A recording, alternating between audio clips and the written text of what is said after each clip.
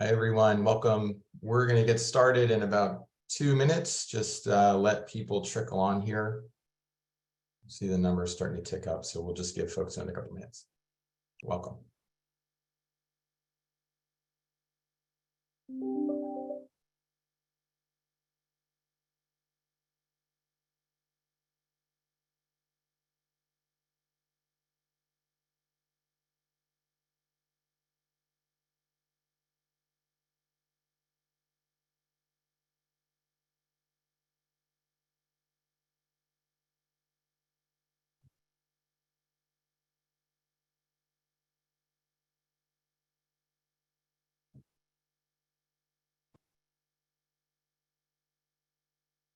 I'm just doing a test. Can you hear me?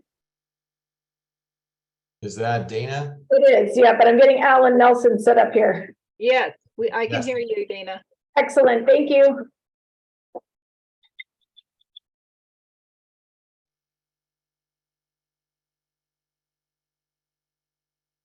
you guys went through.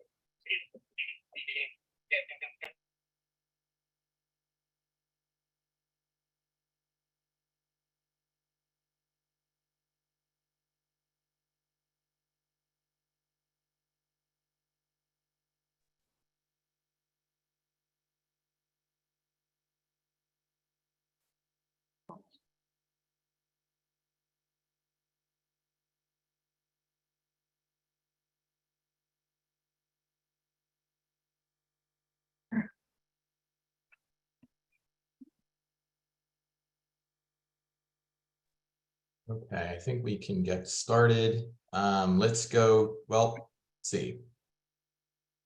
Before we go to the next slide, let me introduce myself. So hi, everyone. I'm Ben Gettleman. I am a principal with Kearns and West. Kearns and West is a facilitation team for the Russian River Water Forums Planning Group, and welcome again to today's second meeting of the planning group. The group had its kickoff meeting on May 17th, and generally is planning on meeting on a monthly basis. And while most meetings are going to be in hybrid, this meeting is just being virtually only. But in the future, we'll be back to a hybrid format, most likely.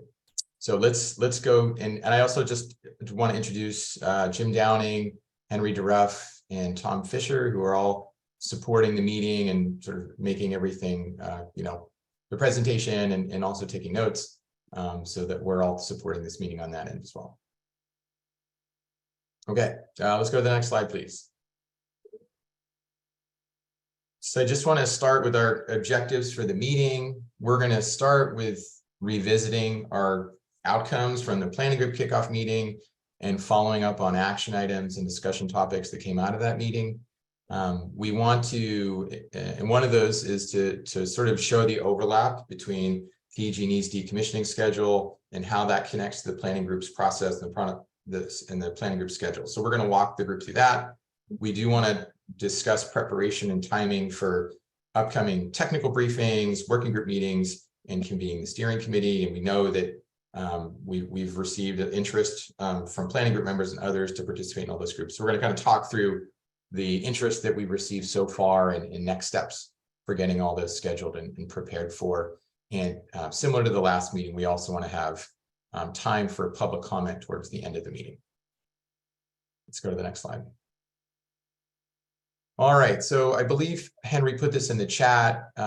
For planning group members and alternates, we want to make sure we can easily see you in the participant list. So please do put your name and affiliation in the chat. And Henry, I think we're also asking them to put PG in front of that, just so we can kind of easily see that. Okay. Okay, great. Yeah, so folks just put in the chat your name and affiliation. I don't think we have time to go all the way around, but it's good to know who's in the room today. Okay, let's go to the next slide. All right, so here's the agenda that just lines up with the objectives I walked through. We're going from 1 to 4 today. Public comment's going to be at about 3:15. So we'll make sure that we try to stay as close to that as we can. Okay, next slide. Okay, so just want to talk through some ground rules, participation guidelines for the group.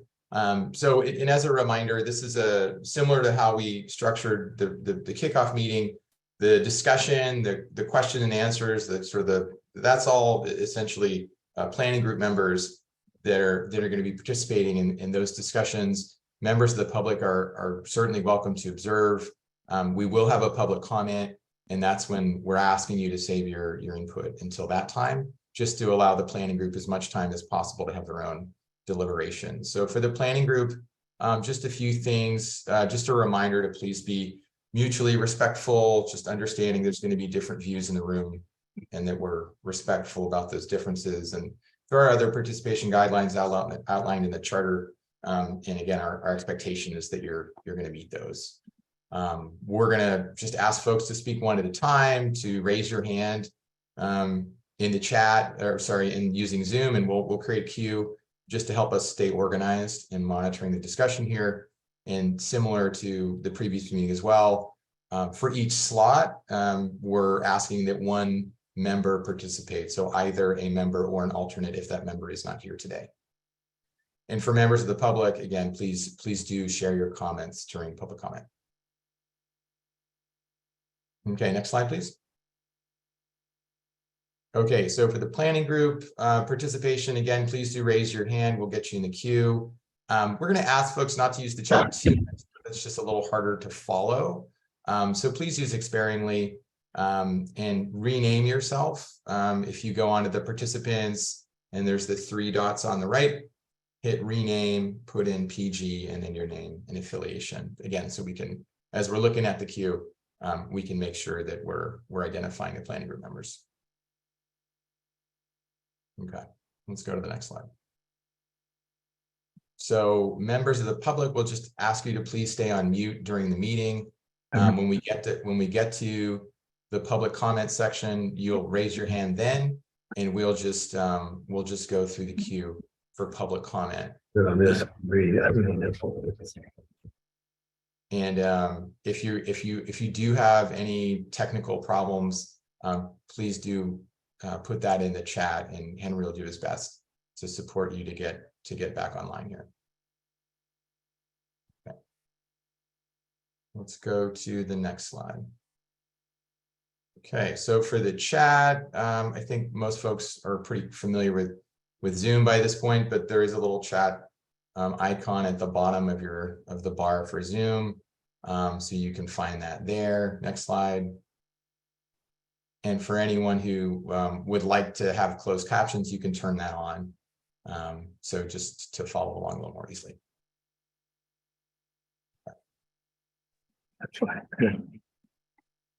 Okay. So let's go to, so from here, we're going to go to just outcomes from the kickoff meeting. So let's go to the next slide, please. Okay, so I'm just going to tee these up. I would say that there was a lot of discussion. We covered a lot of ground in that first meeting, and we just want to acknowledge that was, you know, we really wanted to sort of paint the whole landscape, and it you know, it was a full meeting.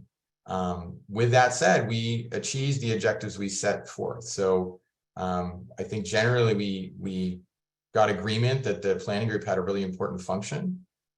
We got support for the planning group charter with some clarifications, and we got the process started. And that's what was really the intention of that meeting, to kind of map out the work in front of us.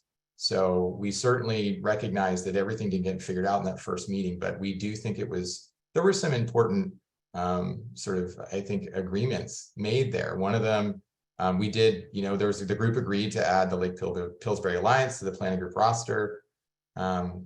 And we also heard just alignment around significant interest in the Russian River Resilience Subcommittee. So we really do think we got some helpful input. We certainly all have work to do, but we thought it was a productive start to this conversation together. And one thing we just wanted to note is that we certainly heard that there's a tension here between bringing everyone up to speed, having a common understanding of what's going on and what could, you know, potential options moving forward, and that those discussions need to happen quickly. So what we're trying to do is figure out the best way to strike that balance, so we can keep this within the time frame of PG&E's decommissioning schedule.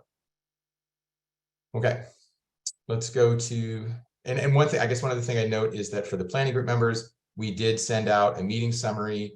So our plan is to put those meeting summaries up on the website so everyone has access to them. Let us know, I would say by today or tomorrow if you had any comments on that summary.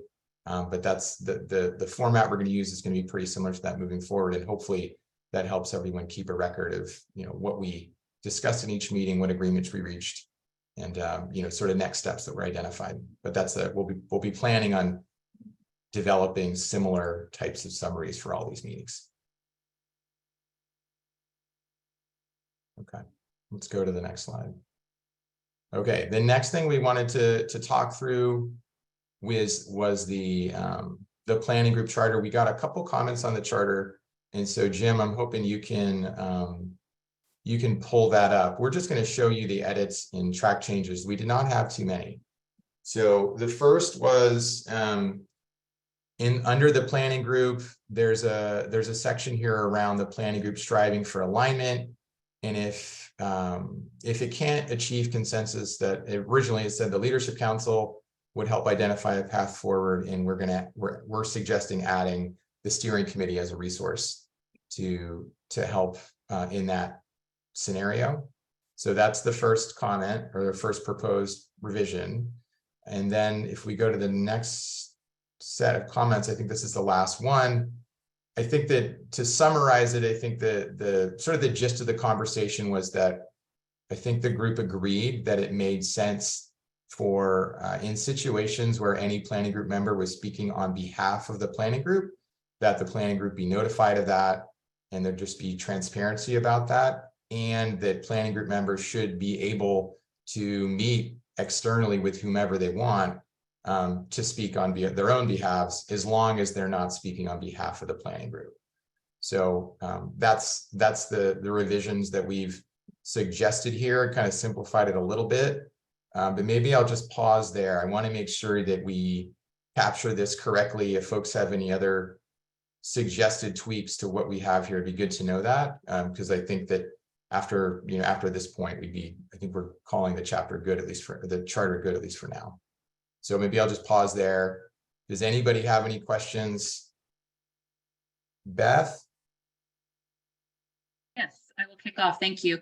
So in the third bullet and the first sub bullet of that third bullet, it does say specifically pointing out that we do not speak on behalf of the planning group. So that's the language I hear you talking about. In the first bullet, it's just a little vague as far as, so we reserve the right to express our own opinions, but we can't express the opinions of others or the planning group as a whole. And that's a little bit, it's not as specific to me. I think if we're talking to the press, I like the idea that we refer them to the other member for their own opinion, but it just isn't really clear that what we're really asking is that you not speak on behalf of another planning group member or the planning group as a whole, correct? Yeah, that's my understanding. Okay. Yeah, so that feels a little bit vague to me. And then do you have a proposal, Beth? Or I can wordsmith one really quickly. I'm sorry, I didn't have a chance to read this until this afternoon. The other thing was, do you have a thought on the process for accountability or feedback from the planning group members or facilitators if someone strays from these, because sometimes someone might say something, they don't think they're straying, they just need a little feedback saying, actually, that is an issue. And that was all.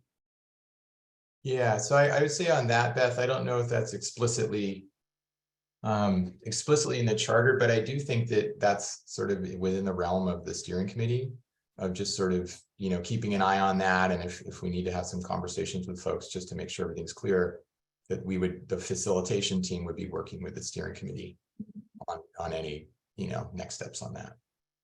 So I'll give you a minute on the text. It doesn't have to be now, it can be after the meeting as well, but certainly hear the comment that you want a little bit more clarification. I think it's on the first bullet, right, Beth? Okay, Matt.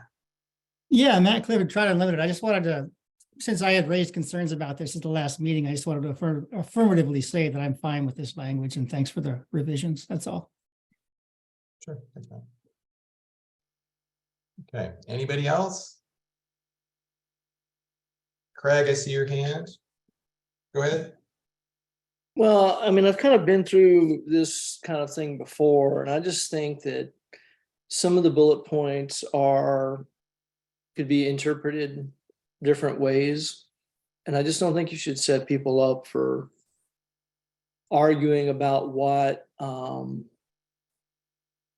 characterizing the view of another is. Like, I just think there's a little bit of ambiguous language in there. I think what you really want is for no one to speak for someone else. You want everyone to be well behaved, or else we're not going to get very far. But I think you should I think this might be too much effort to try to guide people's relationship with media outlets. Okay, do you have a proposal, Craig, on how to wordsmith it? I would eliminate the second sub bullet where you're just below your cursor right now. Present individual organizational views only. I think you could, or end it, present individual organizational views only, period. I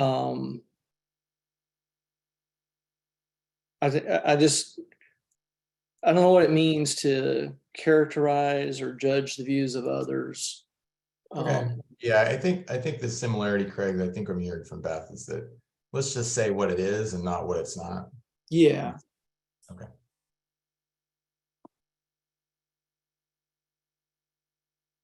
Okay, and Sarah, I do see your hand up, but I just a reminder that we're just taking comments from the planning group members right now. So let's go to Bree, please. Bree? Yeah, so I recall Well, it's sorry to interrupt you, but what would be helpful is if folks could just, before they speak, just give your name and your affiliation. Bree Clotter, Redwood Valley County Water District and water supplier. I recall at some point in the recent past that there were comments that people were going to be expected to affirmatively agree to the charter. Is that no longer the case? Is it just sort of, well, everybody seems to agree, or will people be actively asked to affirmatively agree? We are asking folks to affirmatively agree to it. As soon as we get this wording kind of tweaked, Bree, then yes, we're going to make sure we get agreement from all the planning group members and alternates. Thank you. Okay, any other comments? I think we're close here. Beth, I see your notes in the chat. Thank you.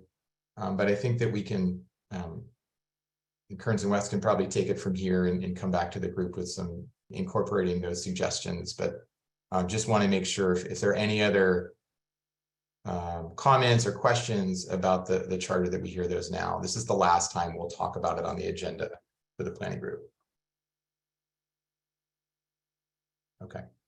All right. Well, thanks everyone for your review. And thank you for I thought, a really helpful discussion around expectations for the group. Okay. So Jim, can we go back to the next slide?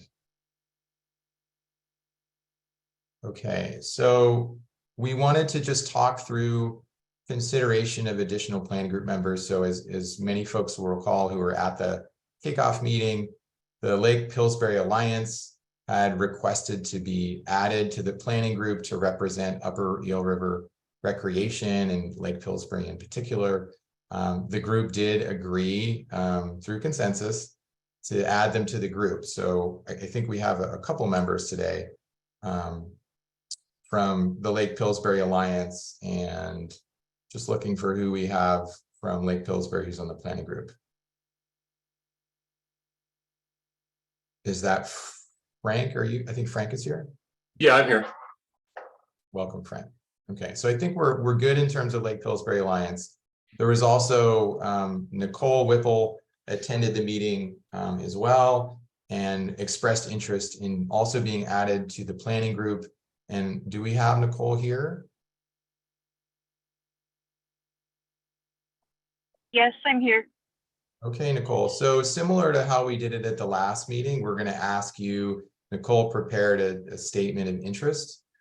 So we're going to ask you, Nicole, to share your statement of interest, which I believe we also sent out to the planning group, but do want to give the opportunity to do that. If you're able to go on camera, that would be great. If not, that's totally okay too. But want to, maybe let's start from that, and then we'll just hear from the group around your request to be added to the planning group membership.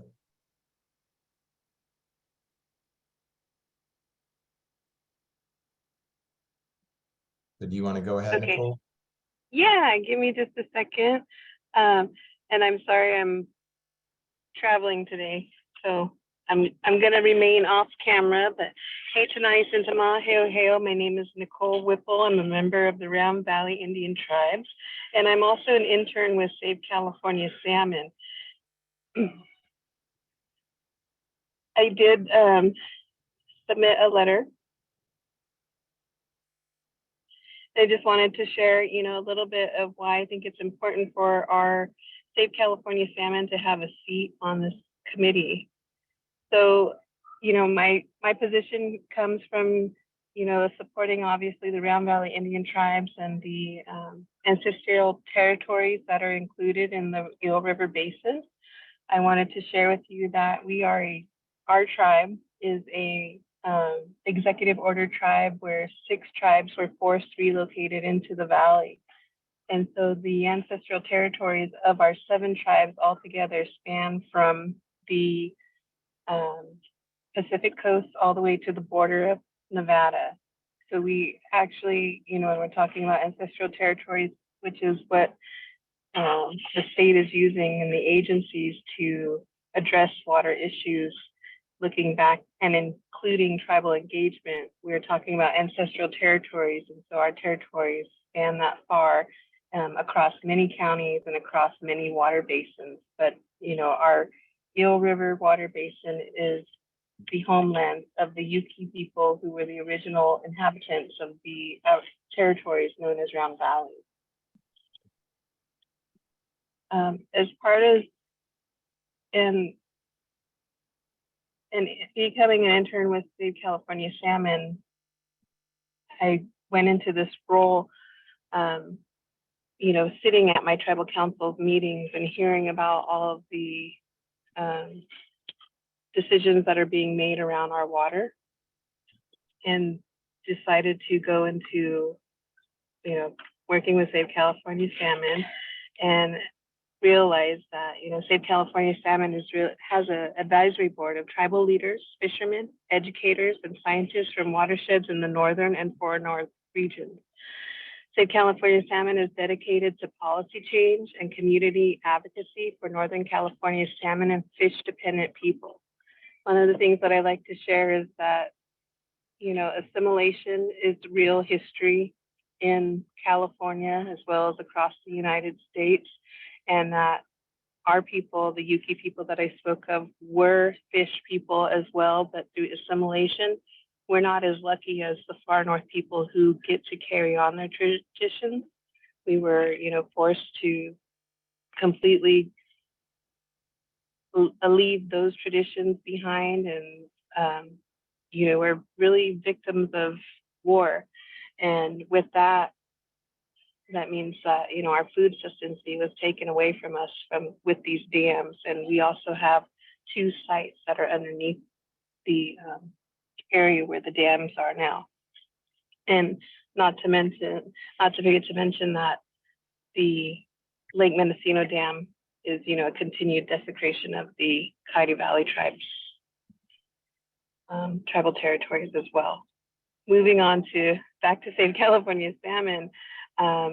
We really support the fisheries and water protection work of local communities, effective advocacy for clean water supplies, policies, and restored fisheries. In response to water pollution and fisheries protection, Save California Salmon supports collaborative tribal and non-tribal community engagement. Today, we see insufficient tribal community engagement is a prevalent issue in the state's obligation to uphold the inherent rights of the indigenous communities to protect their ancestral lands and cultural resources.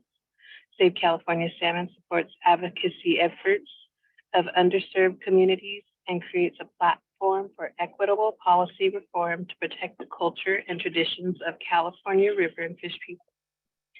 Save California Salmon is actively leading efforts on dam removal in the far north by providing traditional ecological knowledge curricula to communities and educators on the justification of removal and preparation for the long-term restoration of areas impacted by dams. This type of engagement of community education across multiple river basins and culture makes Save California Salmon a unique organization and an asset in community partnerships, which is why I believe it's important that we are here included in this forum. Save California Salmon prioritizes protection of rivers and ecosystems of Northern California rivers with a strong understanding of the interconnections in water cycles and regulations. We focus on areas including the Eel River, Klamath River, Sacramento River, Salmon River, Scott River, Shasta River, Smith River, and Trinity River. The Eel River is the third largest salmon-bearing river in California, once provided up to 800,000 salmon a year, supporting tribal sustenance for the Wiyot, Round Valley tribes, Bear River tribe, Sherwood Valley, and surrounding tribes. One of the things that I like to point out and the importance of tribal engagement is that consumable water on the reservations in the Eel River Basin continue to rise to hazardous levels while state officials and state agencies fail to provide equitable regulation and management. The data for tribal water use is not quantified at this time. Our underserved areas continue to be desecrated. Water flowing through hazardous sites have created cancer clusters on our reservations where access to adequate healthcare is non-existent. Our communities and our tribal membership continue to grow, and as we grow to meet the needs of our people, infrastructures where groundwater levels are dangerous is unaccounted.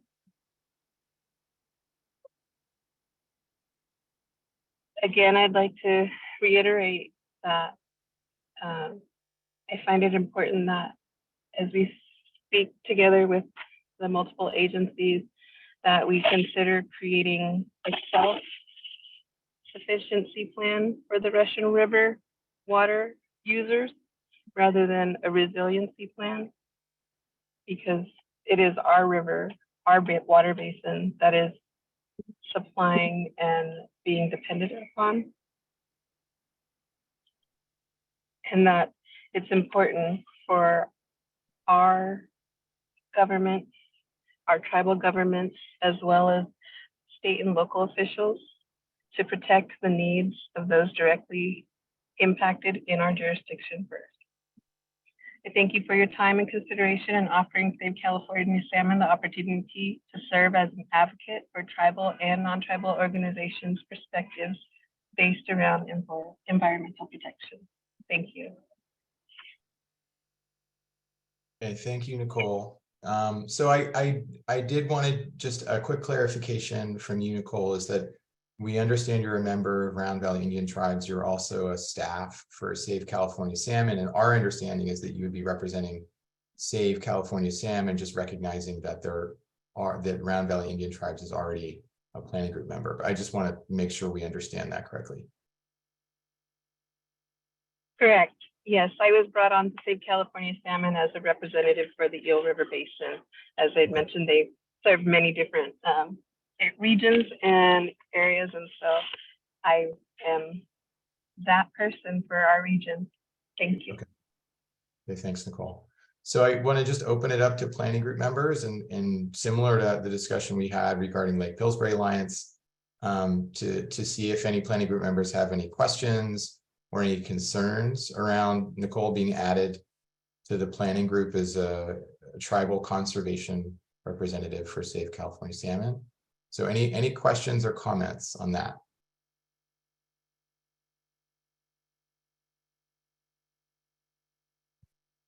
Let's see.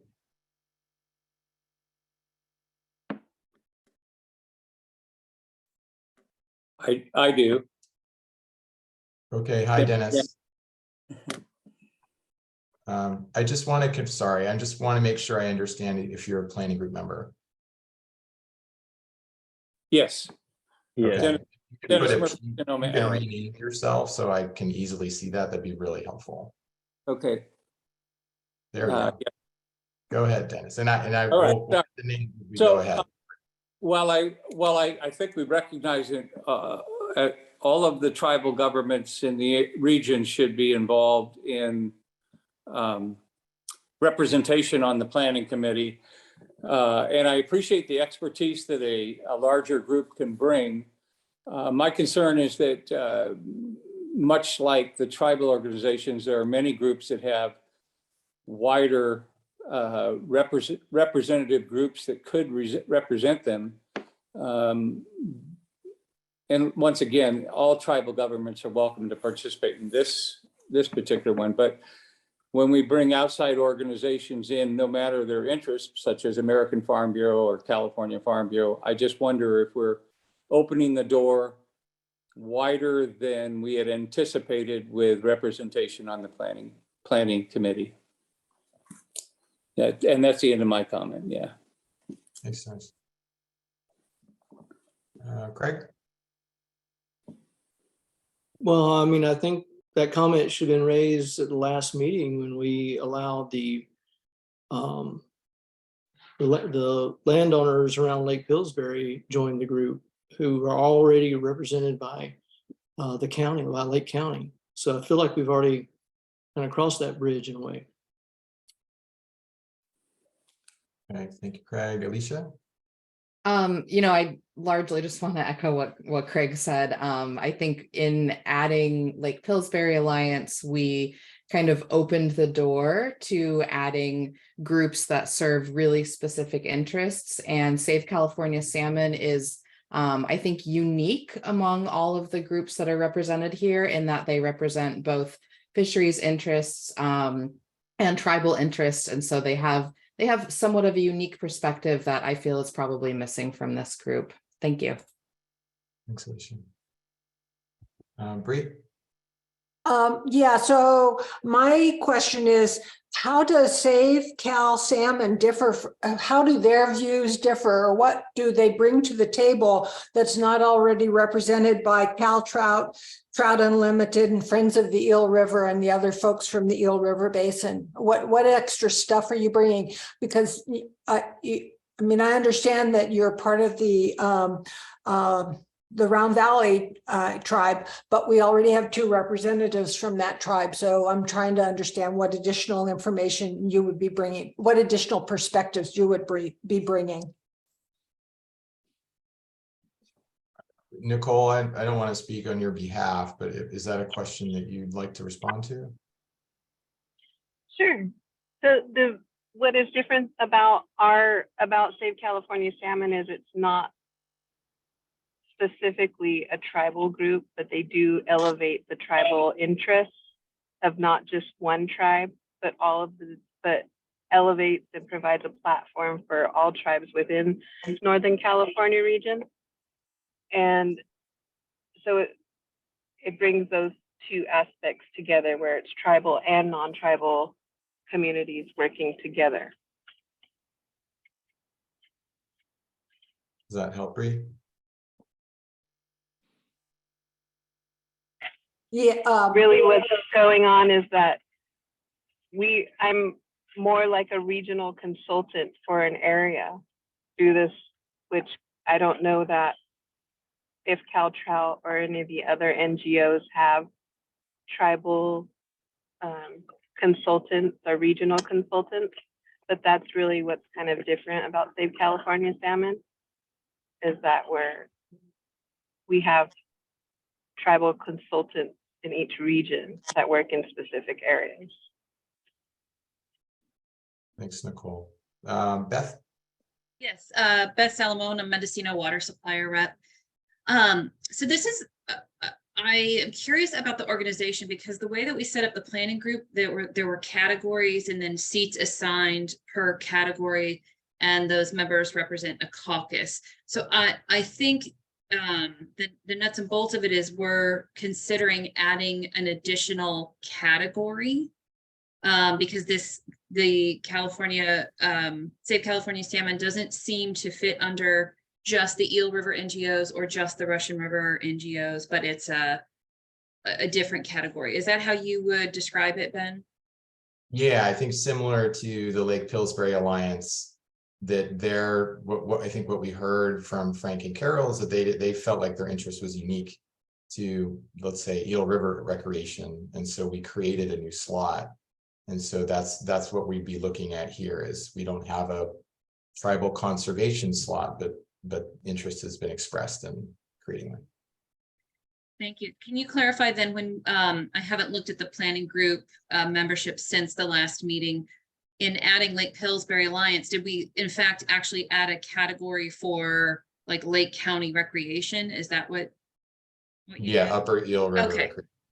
So the proposal then is to add a new category to, it's not necessarily to name Save California Salmon as a representative, because that's not how we've done anyone else. We let the caucus appoint. But what we're doing is we're adding a category for, and then maybe, yeah, choose a name for that category.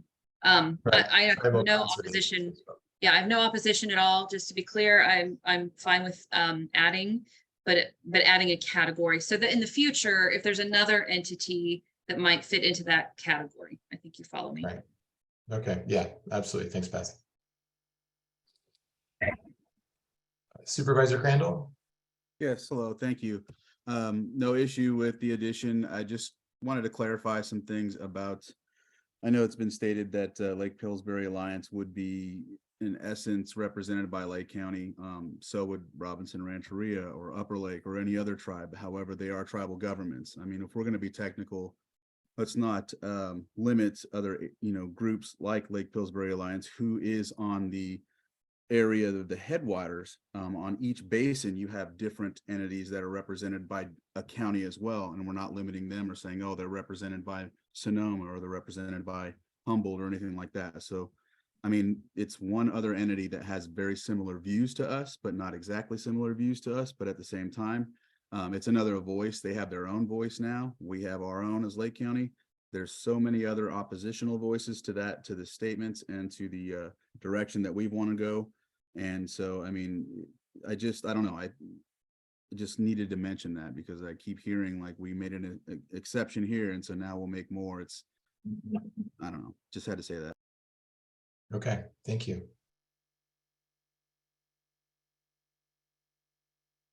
Okay, well, unless there are other questions or comments, I want to come back to Dennis, and I want to come back to Bree, and I know your comments were framed as questions, and so I want to see if you feel like your questions have been answered, and whether how you're feeling about, if adding Save California Salmon is something you can live with, or if you feel like you've got strong concerns about it. But I do want to circle back because I think otherwise I'm hearing support, but I want to make sure I have a good read on where you currently are. If I may, Dennis Murphy, Sonoma Ag. If I understand the caucuses correctly, the caucuses will be open to additional attendees to bring those additional expertise into those focused areas. And if they're looking for tribal consulting on natural resources, I would hope that all of the tribes that are currently represented would reach out to whatever greater available knowledge they could find to bring them into the caucuses when we do talk about stuff like that. I do feel landowners, we have tribal governments and county governments and state governments and NGOs, and there's actually very few landowners spread amongst, I know we did get an extra ag representative, but amongst all the groups, and I just feel I worry that we get bogged down in the discussions when I feel agriculture probably is slightly underrepresented here.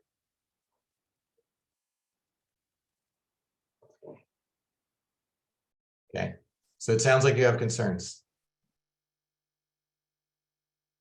Okay, well, good to know. And Bree, want to check back with you? Yeah, sure. I could live with this. I still feel there's some sort of some amount of duplication of perspective, but if this is what the group feels comfortable with, I can certainly live with that decision. Okay, thank you, Bree. Charlie?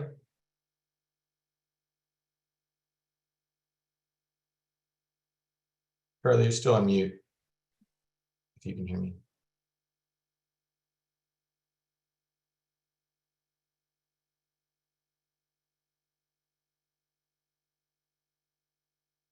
Okay, not sure if we'll get Charlie here. Oh, Charlie, go ahead.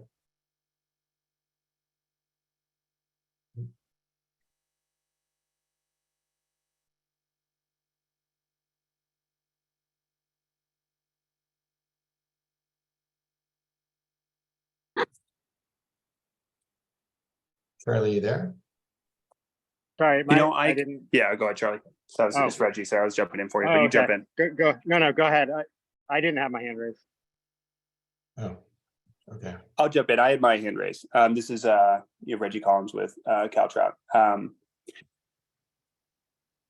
I think it's important to have discussions on members. But I just wanted to push back to, and sorry for not changing my name, and appreciate you doing that for me.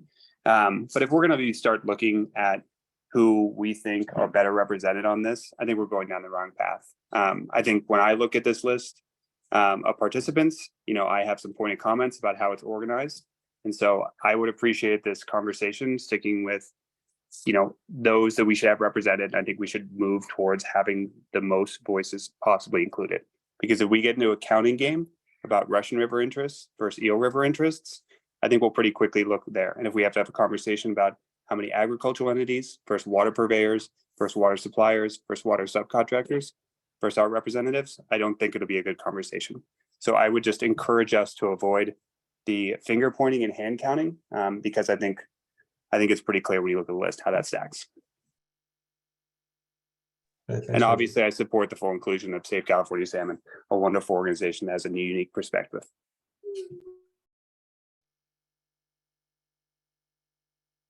Any other comments?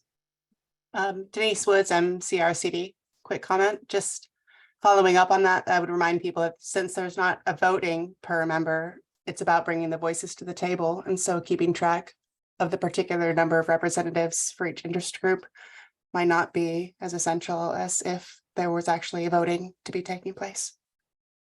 Yeah, and just a note, Denise, we are going to talk about that the next slide. So about that voting, but you are correct. So yeah, just to note that I think we, in scoping out this group, we did hear some concerns about balance between basins and not wanting to be outvoted, as it were. So it isn't hoping to take that away as a consideration. But Dennis, I do want to honor the fact that you have concerns, and so I think this is something we might need to. If I realize this is a consensus-driven purpose, and so I'm not really looking at quote votes. I'm looking at efficiency of how we move forward. Like I said, there's probably many other groups would love to be at the table, and maybe some of them should be welcomed into the organization. I am willing to go with the consensus as long as we have enough voices to express all the opinions out there. Okay. All right. Thank you, Dennis. Okay. So absent any other comments or questions, I think we do have consensus on this. So let me just wait a second. So I think we do. So on that, Nicole, it looks like the group has agreed to have the tribal conservation slot added. And we'll sort of, go through the process of onboarding you and all that stuff. But I do appreciate that these conversations aren't easy and there's questions. But we just have to talk through them. So the next consideration, I just want to get through this piece. We did receive interest from Robinson Rancheria, which is a tribal nation in Lake County that's interested in participating in working group meetings and I think the planning group as well. I don't know if we have anyone from Robinson Rancheria on during the meeting today, but as a reminder, we in the charter, it's established that any a tribal nation that's interested in participating is welcome to participate. So this isn't one we're actually asking for the group's consent to. And Luis, I just wanted to invite you to share any comments or statements around your interest here as it relates to the project. Can we get you unmuted? Can you guys hear me? Yes, we can, Luis. Hi, thanks for having me. My name is Luis Santana. I'm a fisheries biologist for Robinson Rancheria. Basically, I talked to the council and asked them like, hey, do you want me to get involved in this kind of thing? I think it's super important. I mean, it's within the ancestral territory, just because I know there's trade routes to the Eel River, through the Russian River, to the coast. Not necessarily that there was very close village sites to the Eel, but I know they did. They would go north and trade with tribes all along the area. And, we've been slowly establishing a fisheries program to be able to monitor any kind of fisheries movements within the area. And because it's in Lake County and within the ancestral land, I thought this was definitely something that we could get involved in and try to provide any of our expertise when needed. I have been talking to CalTrout, Trout Unlimited, CDFW. So if there's any, need for kind of monitoring in the area, and if we could help, that would, we would really like that. Okay, thanks, Luis. Any questions for Luis from planning group members? Okay.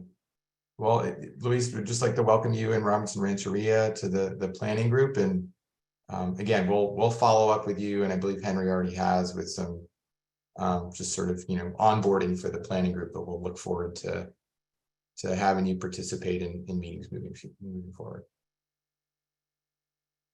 Okay. Awesome, thank you. Absolutely. Okay, so that's what we've got in terms of additions to the planning group. I think moving forward, we'll talk about this in another section, but moving forward, this is something that the steering committee is going to be weighing in on, to the extent that we get additional requests, that we would be working, the facilitation team would be working with the steering committee to consider any additional requests and then bring those to the planning group for discussion as needed. Okay, so let's go to the next slide. So Denise had mentioned decision-making. In the kickoff meeting, as folks will recall, what we did propose was striving for consensus, and to the extent that we need to on process-related decisions, that we would consider sort of what the majority is supporting, and heard some concerns about having voting in any, whether it's process-oriented or another topic, just some concerns about that. And so we want to honor those concerns. And what our proposal is that for now, that we take the voting off the table, that we strive for consensus, and you'll hear me say, can you live with this quite a bit, but that's kind of what we're going for. And we're also asking you all to really help us understand why, and to help us find another solution and a path forward. And so the steering committee is going to be a resource here, that if the planning group is sort of at an impasse, to bring the steering committee together to see if they can come up with some creative solutions, and that we revisit this. So I think this is a bit of a trial. We try it through the first 4 meetings. So this is the second meeting. So after the August meeting, we see how it's going, seeing if we're able to do our work and move forward at the pace we need to move forward. And if not, then we'll have another discussion around it. But we do want to just, we heard the concern, and we do want to be responsive to that. One thing I will note is, another pitch on working from interests is, if you're going to be striving for consensus, it's really important to be able to understand and to craft solutions that speak to the interests of other people. And so we're kind of back at this, why it's so important to, to make sure everyone understands your interests and to try to problem solve and create solutions around those interests. If consensus is indeed the way we're making decisions, and that sounds like that's the way the group wants to go. And the final, thought here is that consensus and agreement is not always required. So there might, I think the goal here is to get to hopefully this whole group can arrive at a solution, a local solution that would be proposed to PG&E. It's also possible that there are, a couple, and we just sort of map out the interests of the group around those proposals, but hopefully that's still a way to move forward. So hopefully that helps clarify a little bit. Matt, I see your hand. Go ahead. Yeah, I have to say at this point, I'm confused. I thought I was okay with this. One of the things the charter says in here is that this group is a deliberative body, not a decision-making body. And that makes sense to me. And that kind of raised the question in my mind, well, if we're not making any decisions, if we're just deliberating and kind of like noting what views are, why do we need any kind of voting or consensus procedure at all? But then I just heard you make a reference a second ago to like the process for how we're going to make decisions. So it sounds like maybe we are a decision-making body. And I'm just not, at this point, I'm kind of confused about. Well, you all just decided to add Save California Salmon to the membership. That was the decision. Yeah. Okay. And that was done through consensus. So that's an example. It was, then why do we have a statement in here saying that we're not a decision-making body? And I think I could suggest an answer to that, which is. I understand what you're saying. I think the origin of that, Matt, is that through the interim steering committee, the sort of the initial scoping of this planning group was to actually make a decision on what the local solution would be, what would be the quote unquote preferred alternative that would be proposed to PG&E. And I think we sort of stepped back from that and saying, well, they're not going to decide on that. With respect to which alternative goes to PG&E, it's not a decision-making body. I think maybe we can clarify that, yes, it's decision-making on process items and on others it's not, but I think that's a kind of an artifact from that. And I can see how that would be confusing. So that's what I was going to suggest. What you just said makes sense to me. Like, even if we're not ultimately a decision-making body, any body to just conduct its own affairs, we got to make decisions on process. And so I'm totally fine with that. But what I heard you say a minute ago sounded like it was more than that. And that's what has me wondering, like, we're going to revisit this, like maybe there are some larger decisions we think we have to make going forward, and we might have to, like, decide how to do that. That's what I'm confused about. I don't know if that still kind of broader sense of decision-making is still on the table, or if it's not. Because I can see us being deliberative. In other words, we're going to go and try to work out some solutions on things, and we can document, like, what different views we have about different, and maybe we will have consensus on things. I hope we do, frankly, on some things, but that's different than saying the goal of the body is to, like, come to some kind of final decisions for, to take somewhere else. That's all. And I just want to make sure I'm clear on what we are and what we aren't. Yeah, that's fair, Matt. I think we'll just want to we can look at the charter with you to make sure this is all clear in everyone's eyes to multiple readers. And I think that what the group decides on is, and how much decision-making it does through consensus, is to be determined. So I don't think we know that. I think what we're seeing is that these sort of process membership, this is sort of early, getting started decisions. There might be other decisions that the group takes on, and there might, see what I'm saying? It's like we don't quite know that yet. I think we just want to give ourselves clear understanding across the group, as if we get to a point that we understand how that decision-making is going to work. So to me, it seems like whether it's process oriented or whether it's something else, it's the same decision-making process. Does that help? I think that helps. I think, we certainly think that at a minimum, there's value in deliberating and the discussions of this group, and we're hoping to work up some stuff together and see what we come up with. We may or may not get to a point where we, like I say, I think there's common ground to be had. If we get to common ground, we might want to make some decisions, but so that all sounds fine to me. I just don't want to get ahead of ourselves and think that, and kind of put more expectations on the group or write more of that into the charter than is actually there. That's, if that makes sense. So if you want to proceed on that basis, like, I think that's fine. Okay. I just don't want to be overstating kind of what the role of the expectations of the group are. Okay, thank you, Matt. Well, I do want to just see, are there any concerns among planning group members around for now, just taking voting off the table and having a consensus-based approach, just recognizing there might be some tweaks in the language here to set expectations. And I think the steering committee, that's something that we can kind of work on together with them. But I want to just see if there's any concerns around that, because that's the main thing we wanted to propose here. Okay, not hearing any concerns. So there's another agreement. Supervisor Crandall. Yeah, so just want to make sure that I know it says to work from interest when striving for consensus.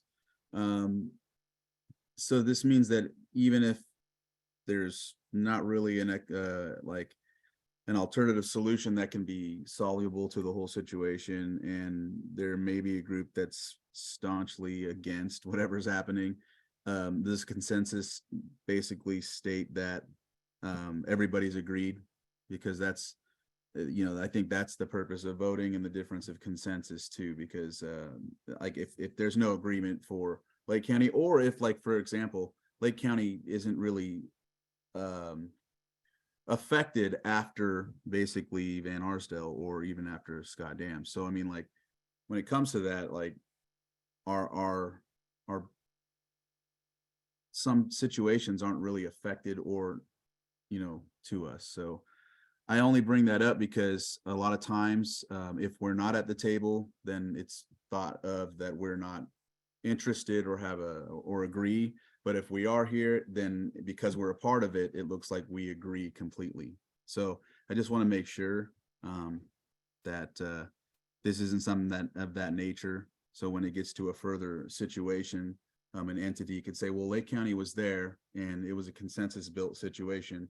They essentially agreed, if that makes sense. Right. Well, I guess a couple thoughts, Supervisor Crandall, are that and how this relates to interests is that if you do not agree, our expectation is not that you say you agree. I think it's that our hope is that you can say, I don't agree, here's why, and here is what we would offer. Here is what we were suggesting. And I think the hope is that you have an alternative that can speak to the interests of other members of the planning group. So that we're getting into kind of the creative problem solving, if that makes sense. So I think to a certain extent, we have to address these as we move along here. But I don't know if that helps at all. But this is just a reminder that if you're moving towards consensus, it's really important to work from interest. So that gives you the opportunity at least to have some creative solutions. Does that make sense? It does, but I just don't see how, like, Lake County can say, well, if this happens with something down in Sonoma County, that also implies that we completely agree with everything that's happening, even though, it might be favorable for them to have something of whatever's proposed. I'm just giving an example, so I don't know exactly, but I'm just letting you know, like, it can be perceived from a different aspect on paper that they're fine. An elected official higher in Congress or Senate can be like, oh, it looks like Lake County was okay. Yet, you know what I mean? And then, so I just have to highlight that. Yeah, well, I want to make sure that part of the reason that we have meeting summaries, Supervisor Crandall, is we want to document, to the extent that there are divergent views or if there are concerns, that those are noted.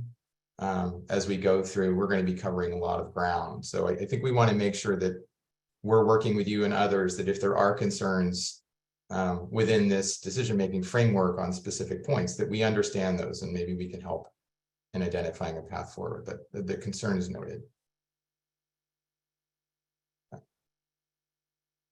Okay, any other questions or comments on this one?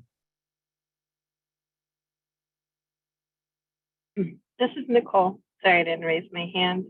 I really like where Ms. Supervisor Crandall's coming from. Could we, rather than say consensus, say the majority and then note the concerns? Just pointing out that there was a majority versus a consensus, because it is kind of misleading. I mean, I totally get where Mr. Crandall's coming from, because he could be here saying one thing and I can Well, it's a question of what it means by the majority, Nicole, because what I think what we are taking off the table is the majority makes decisions. So that's what we remove from the table. So I think if it's helpful to say that the group achieved consensus and the following concerns, for example, were expressed, then that's certainly something we can do. But we are taking off the table, the majority would dictate the decision or outcome, if that makes sense. That makes sense, but I feel like saying consensus is misleading, but I'm okay with consensus, but Well, I just feel like it is very misleading. Okay, well, let me ask you this. Would you say that in the last, the discussion around the membership, did that seem like consensus to you?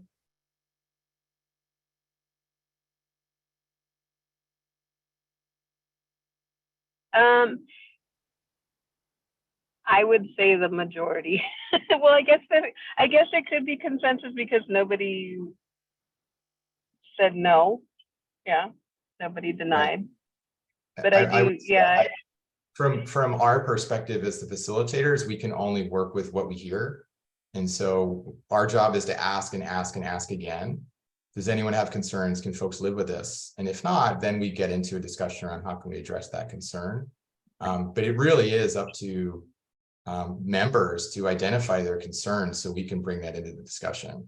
So I don't want to get too much into a wordsmithing. I think I understand the sort of the idea here, but maybe I just encourage you to hold on and let's just keep working on this, because I think sometimes it's just what words mean different things to different people, if that makes sense. Yeah, that makes sense. All right. Okay, let's move on to the next piece. I think we have one more thing we wanted to check in on. And so what Kearns and West did is we just want to say thank you to everyone for preparing your interest statements and sharing those out at the kickoff meeting. We went ahead and just sort of looked across them, both what was discussed at the meeting, what was shared in written form, and created a bit of a synthesis. So here are the interests, framed as interests, of what we've heard across the planning group. And so I'm going to invite Jim Downing just to walk through that document. And we want to make sure that that folks feel like key interests have been identified. And this is going to be an important, similar to your interest statements, but this is sort of it being aggregated. This is going to be an important reference as we move forward in the process. So Jim, I'll turn it over to you. Yeah, thanks, Ben. So this is a document which we will share with you after this meeting. And as Ben said, it collects and paraphrases and organizes the interests that were expressed at the last meeting and in the written interest statements into a number of categories here. So there were a series of collaboration and process interests, watershed resiliency, water supply and water management, fisheries and habitat restoration, economic development and recreation, tribal specific interests, interest specific to Lake Pillsbury, and interests related to finance. And just want to emphasize, as Ben was saying, and has been referenced earlier in the discussion, we're looking at interests here rather than specific solutions or options or alternatives. So trying to collect the to collect the interests that were expressed and document the full range of interests here.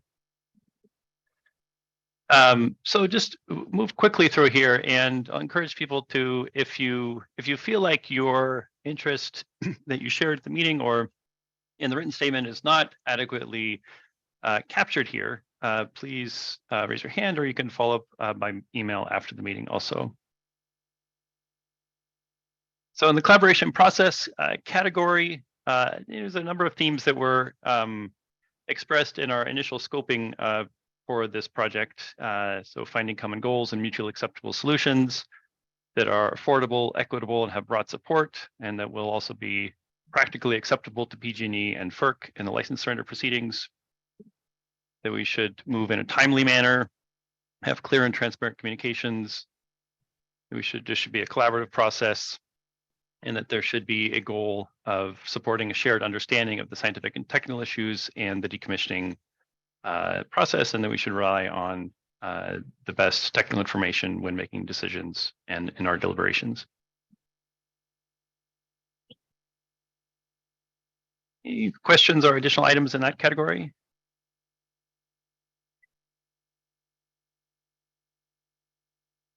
The next category was watershed resiliency. Again, it's been mentioned from the last meeting, we'll be convening the resilience subcommittee sooner in response to feedback from the group at the last meeting. A number of, this was mentioned by many members, that improving watershed resiliency broadly and also in particular in the context of climate change is a shared interest, and including identifying funding to support that sort of work, and that it should be done again in a timely manner.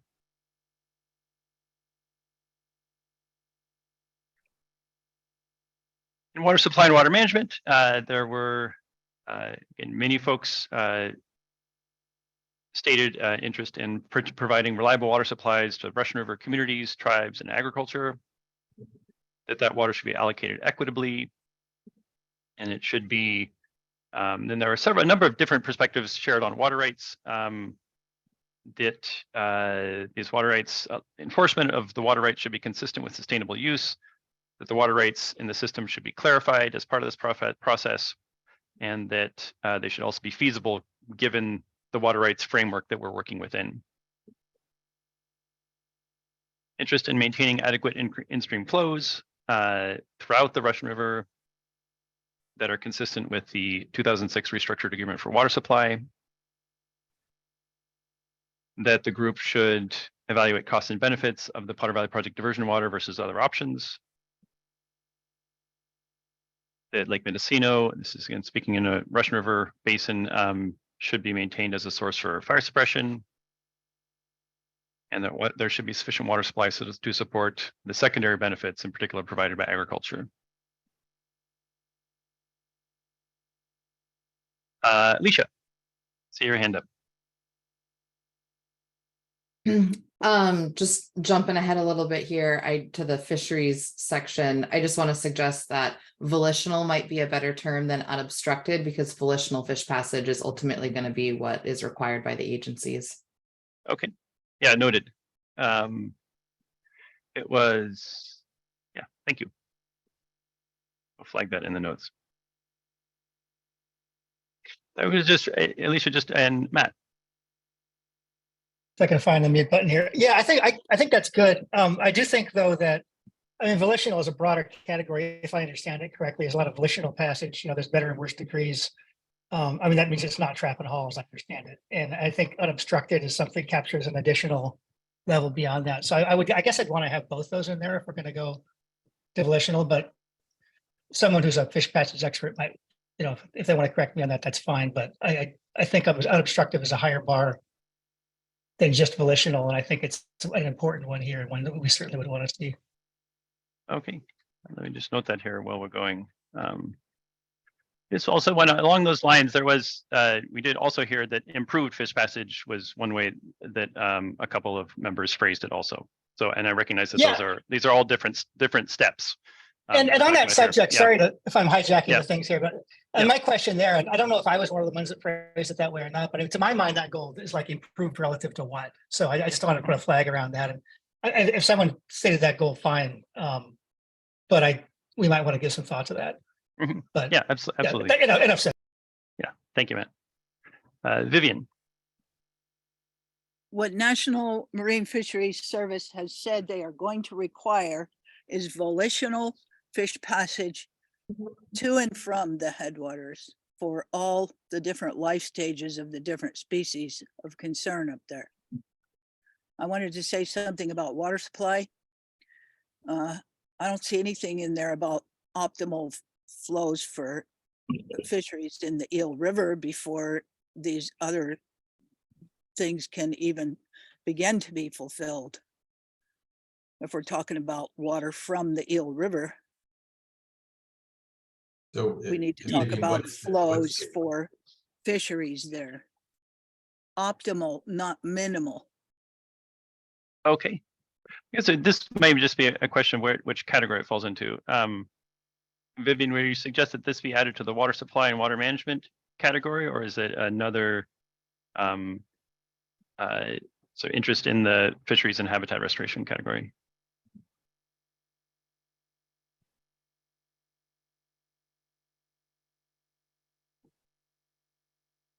Vivian, does that make sense? Leah. Oh, looks like you're on mute, Vivian. Oh, sorry. I'm suggesting it go in water supply because I don't see anything under water supply about optimal flows in the Eel River before you start supplying Eel River water to these other issues. Okay, we can add that as provide optimal Fish flows flows in the eel. Okay, Thank you. That would be optimal flows for fisheries restoration. okay.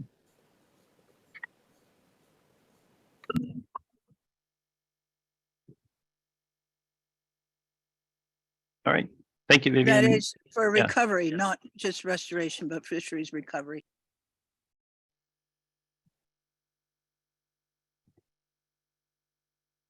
Okay, thank you, Vivian, and thank you, Glenn. I think we can keep moving. Yeah, keep moving here. There was also interest in protection and enhancement of salmon and steelhead populations in the Russian River, water quality in the Russian River, and then one member expressed it broadly as restoring the health of the Eel River. Moving on. One quick question there. Sorry to interrupt, but yeah, please go on. It's not just restoration or improvement. Incremental improvement isn't enough. What we're looking at is restoring abundant fisheries. Harvestable surplus. There you go. Harvestable surplus. Thank you.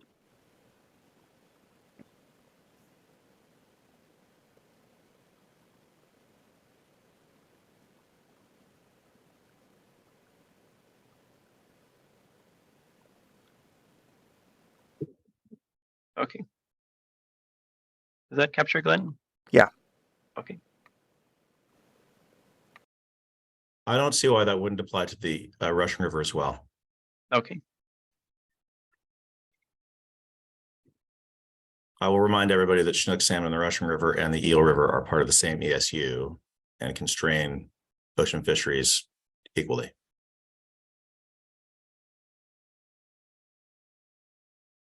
ESU, for those of you unfamiliar with those acronyms used by NIMS, are evolutionarily significant unit. It's the California coastal Chinook salmon evolutionarily significant unit, includes both the Russian and the Eel River.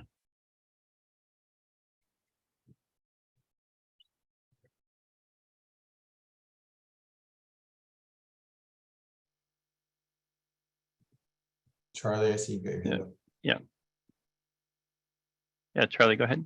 Yeah, and I think restoring health of the Eel River, we could add ecosystem function to that as well.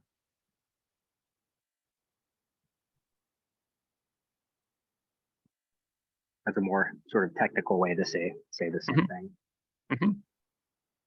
Thanks, Charlie. Another point of clarification, it's not really the restoration of harvest in the river. Vivian, I think what you are getting at is allowance for the ocean fishery to more flexibly catch Chinook salmon with less constraints than that fishery is currently under due to the depressed status of the stock of salmon in both the Russian and the Eel River. Is that accurate? Well, you know, we had a thriving sport fishery within the Eel River, and those guides associations don't even hardly exist anymore.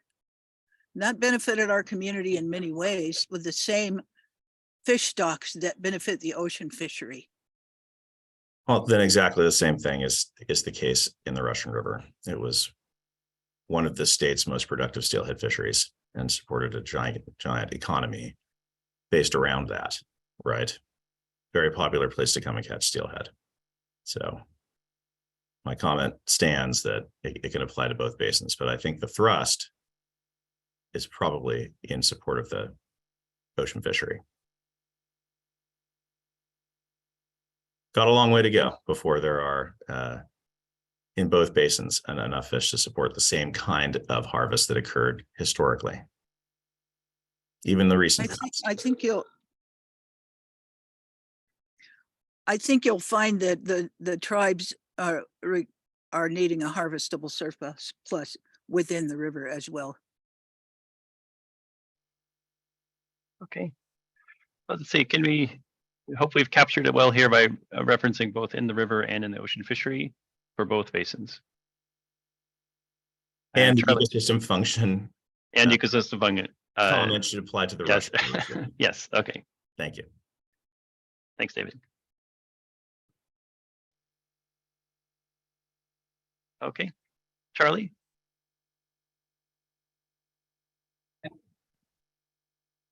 Sorry, I think that's just a remnant hand for me. Oh, okay, no worries. Apologies.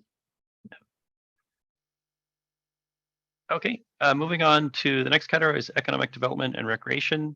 Interests referenced in the statements and discussion were increasing fishery-related jobs, protecting and improving the health and economic welfare of both basins, maintaining agricultural productivity, and expanding public access to outdoor recreation.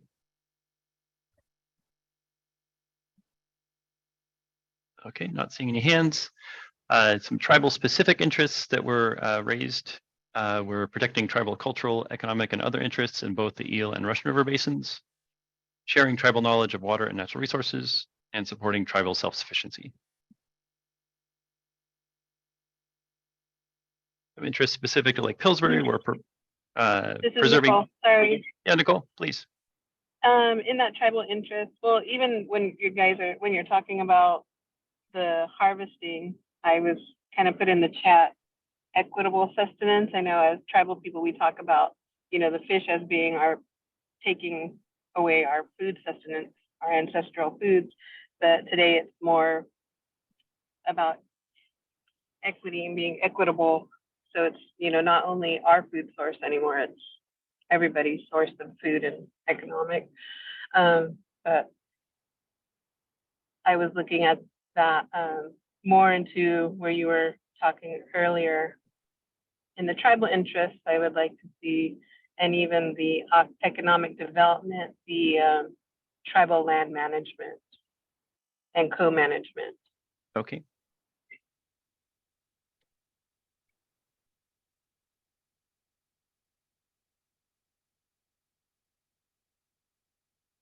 All right, thank you, Nicole. Moving on to Lake Pillsbury, preserving the benefits currently provided by Lake Pillsbury, including water supply, fire protection, environmental diversity, and recreation. And ensuring that if dam removal proceeds, there is support and funding for ecological restoration. And last, a couple of specific notes on finance. First is ensuring that Russian River water users will not be obligated to pay costs disproportionate to the benefits received from preserving the water diversion. And different point, ensuring that Russian River users pay the full cost of diverted Eel River water, including compensation for damage to the Eel River basin.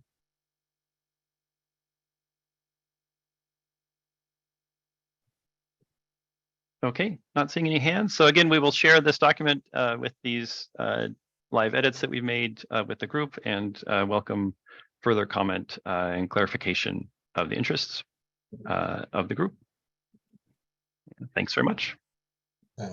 Thanks, Jim. And just again, on the importance of the interests, as we begin to get into the technical discussions and options and potential alternatives, I think the hope is to identify as many of these, or to address as many of these interests as we can. And so having them as clearly stated, and having this group generated them is a really important part of the process that we'll keep coming back to. So we just want to appreciate you all contributing to it. Okay. Let's go to the next item on the agenda here. So this is A couple things we heard from the group in the first meeting were just one, wanting to understand the decommissioning schedule and how it relates to the schedule and process of the planning group. So we'll walk you through a very draft timeline and try to get some feedback there. And then also there was an interest in just getting some clarification from PG&E around their intentions and what is known and what's not known yet. And so to start, what we'll do is what Kearns and West did is we summarized from the planning group some of the points and questions that we heard in the meeting, and those were shared with PG&E, and we did get responses back from PG&E, and so we want to share out those responses. And we'll start there and see if folks have questions. We can't speak on behalf of PG&E, obviously, but we do want to see if there are any follow-up thoughts or questions that come out of that. It'd be good to be able to identify those. So let's start with that, and then we can go to the scheduling piece. And we do want to do a quick brainstorming exercise if we have time, and I think we will. So let's go to the next slide, please. Okay, so this just sort of clarifies what I just said. So these slides are going to be certainly available to the planning group and also on the project website. So you'll have access to these responses. They'll be there, but we just want to kind of go through these today to get everyone up to speed. Okay, so let's go. I think we've got a couple slides here. So let's go to the first one.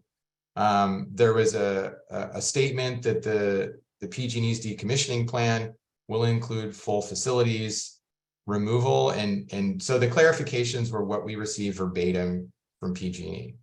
So PG&E's statement there was the PG&E's decommissioning plan will include the removal of in-water facilities such that no feature will continue to impound water and the natural flow of the river will occur. Okay, so that's the first one. And folks, feel free to raise your hand as we go through this. Next one. So the statement that we heard was PG&E opened the door to additional conversation, but applications will only be considered if interests are met from both basins. One of PG&E's requirements is that both dams are removed. PG&E's clarification, PG&E is open to proposals for project facilities. Our hope is that there is buy-in by multiple stakeholders.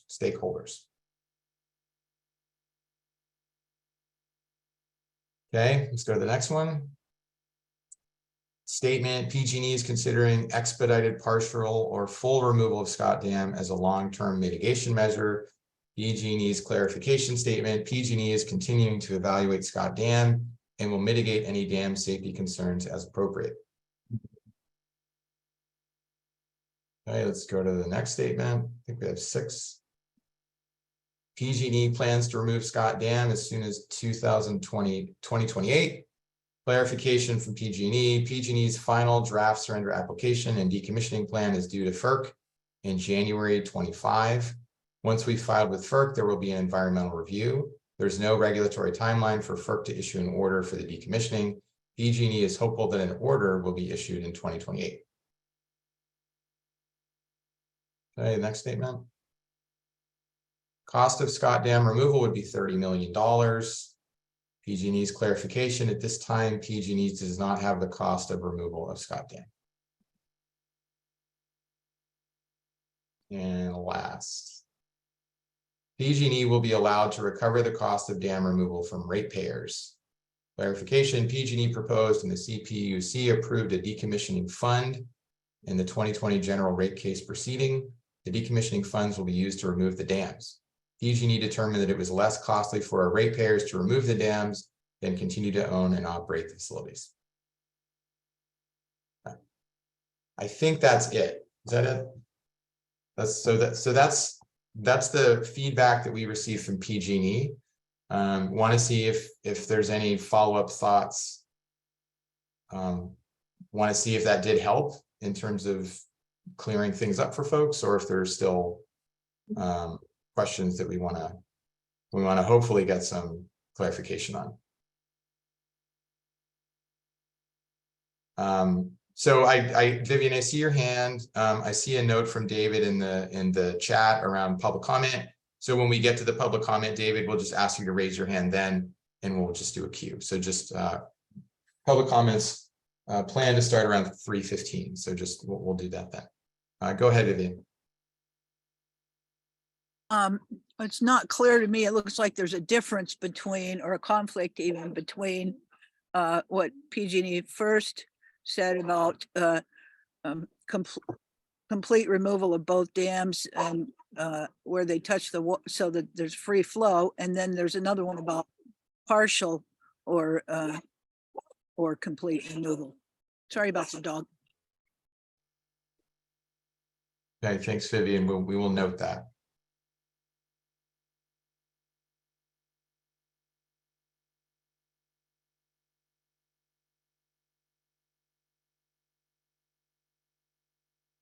Okay. Any other questions or observations? And you know, we're hoping to facilitate communication with PG&E as much as possible, and you know, we're doing our best here. So Craig, go ahead.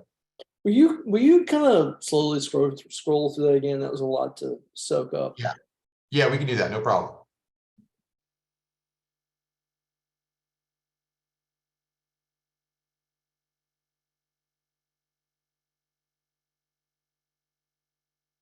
Is there a particular one you wanted to see again, Craig? I just kind of wanted to zip through and kind of soak this up. I presume you're going to circulate this to us all. Yes. Yeah, this presentation will be on the website.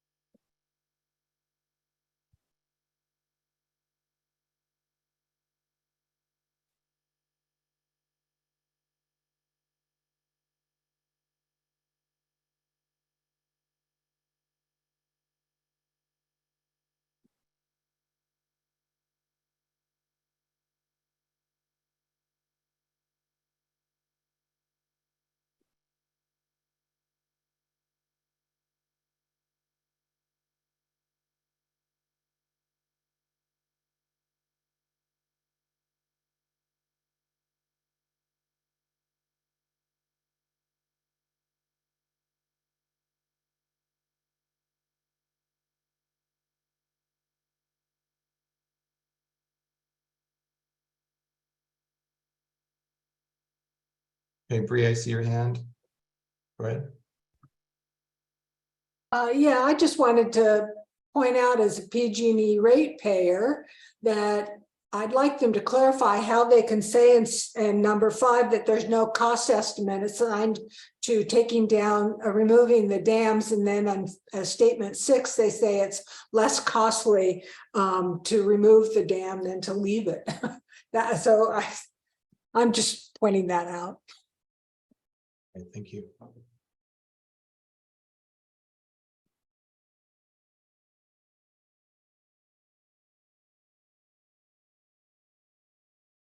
It probably has to do with the liabilities associated with operating them, difficult to articulate because of the seismic risks.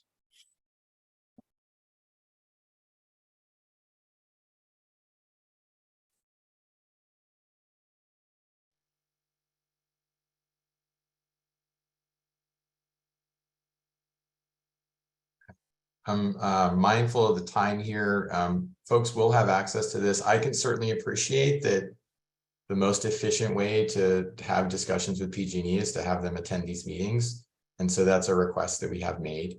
And I think that just moving forward, we're going to have to find as many ways possible as to have an open line of communication with them. So I think that's something we're still working out. But just want to acknowledge that this, you know, we're doing our best with what we're getting so far. Okay, so let's go to the next part, and I think here I'm going to share my screen.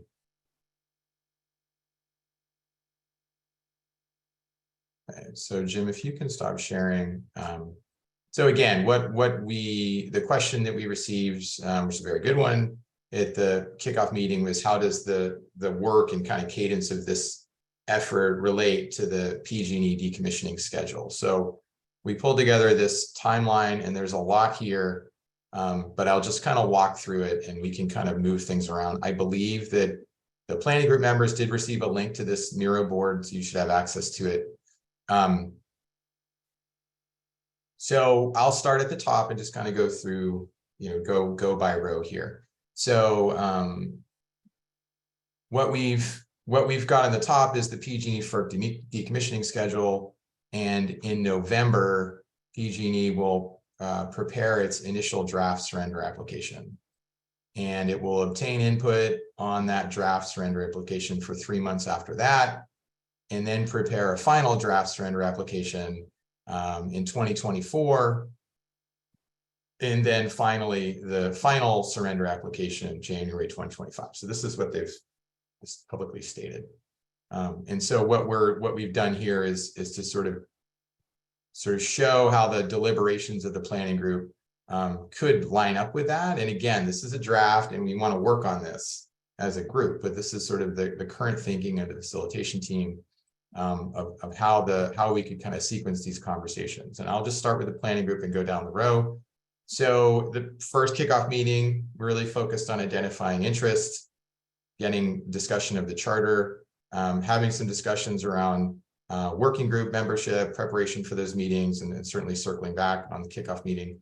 And then beginning in July, getting into water supply options, and then leading to refining and evaluating alternatives with the intent of having something to share with PG&E to inform this initial draft surrender application in time for that November deadline.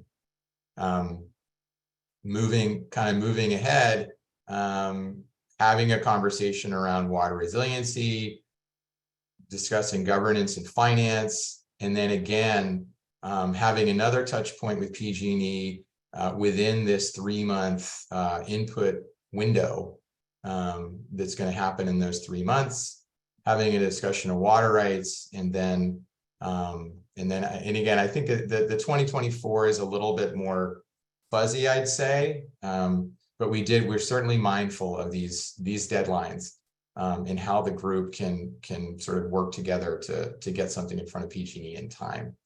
So the next rows down are the working groups. And so in June, we're gonna share these dates later, but we're gonna have technical briefings for the water supply and fisheries and water rights and management. And then those working groups are going to begin meeting on a somewhat monthly basis. And again, this is I think we'll know more. We're kind of scheduling these as we go, but our expectation is to be about monthly. Then the water rights begins to meet. Not sure if they'll need to meet monthly, but we'll see. And what we'll talk about is a little bit later is our what we've heard from the presenters of the finance and governance. Their suggestion would be to stagger it a bit, so we get some progress on the conversation around water supply and fisheries, so we know what is the thing that would be financed and what is the thing that would be governed. So their suggestion was to hold off. So that's why this is staggered a bit. But all to say, all these working group conversations are intended to roll up to the planning group, and then ultimately roll up to discussions with PG&E. The one thing that Jim had mentioned on the Russian River water resiliency is that we had presented at the kickoff meeting that that's something that would start in 2024. We heard loud and clear a lot of interest in getting those conversations started sooner than that. So we are going to do our best to accommodate that. And so the first step would be a technical briefing similar to the other working groups, and then convening that subcommittee a little bit later this summer. So certainly heard that feedback, and I think we can get started on that much sooner than originally planned. And we just need to confirm who the members are and get the kind of understand also who could be presenters for that technical briefing. Okay, so I think I'll pause there and just want to acknowledge that there's a lot going on here. And our task here was to try to figure out how we can have these conversations and do it within the PG&E's timeline. But I do want to just get kind of a temperature check of, does this seem about right? And do you feel like this is, more should be happening sooner, or too much is happening sooner. I think that once we get these working groups pulled together and the steering committee pulled together, those will all be inputs in terms of how we sequence these conversations and when they're going to happen. But this is kind of the current thinking that the facilitation team has. So if you look at any given month, certainly as we get into July, August, that's a lot of meetings. And our sense is that's what's needed to move this along in the timeline that we have. With that said, I want to kind of pause and see if anyone has any questions, or if anyone has any feedback around things we should be considering in this timeline that we can take into account.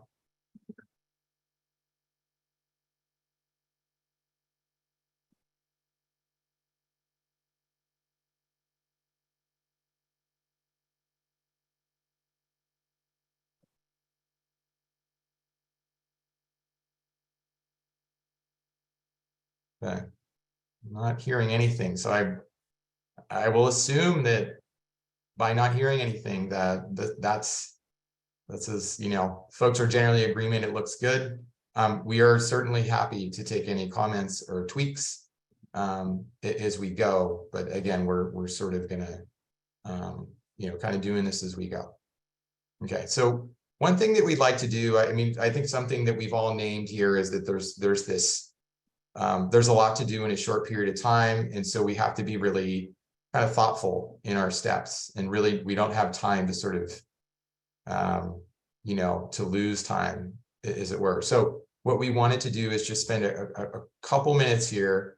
What you'll see below is just do a little bit of a group brainstorm of the planning group members and alternates, to just thinking about this schedule here, of how we can achieve that schedule and ultimately stay within PG&E's timeline of what are the keys to success here? What do we really need to do to achieve this? And then what challenges are folks anticipating, and how can we address those? So I think we all have a sense of it, but would be really good to get this all in one place so we can think about these strategies and how to build these strategies into our meetings. So for the planning group members, you should be able to click on any of these sticky notes and you can just kind of type it in. So what I would just suggest we do is let's take like 5 minutes. I would say if every planning group member and alternate, please do at least one in each of the columns, do as many as you want, and please do each individual suggestion on a different sticky note. But let's just take 5 minutes or until we kind of run out of ideas to get these all filled out. So you've got a kind of a pile of sticky notes here, pile of sticky notes here. You can always copy them and paste them to create new blanks. But why don't we go ahead and take a little time and we'll see what comments emerge here. And if anyone's having trouble accessing the Miro board, a planning group member and alternate, let us know. We'll make sure that you got it. So yeah, let's take about 5 minutes.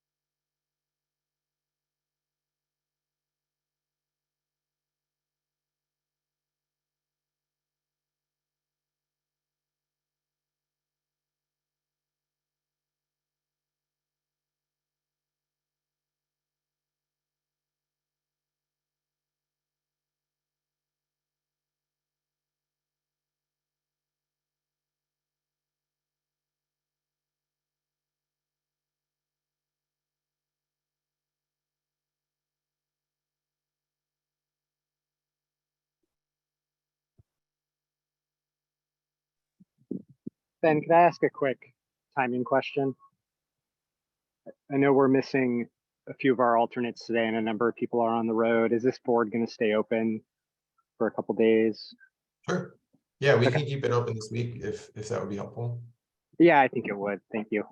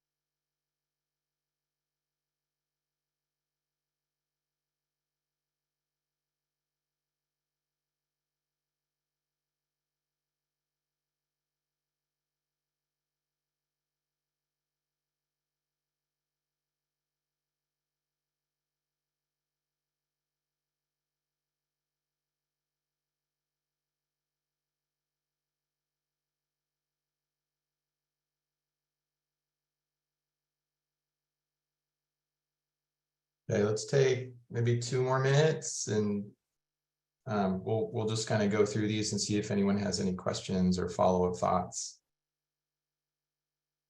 And again, we can keep this open for the week and keep adding to it.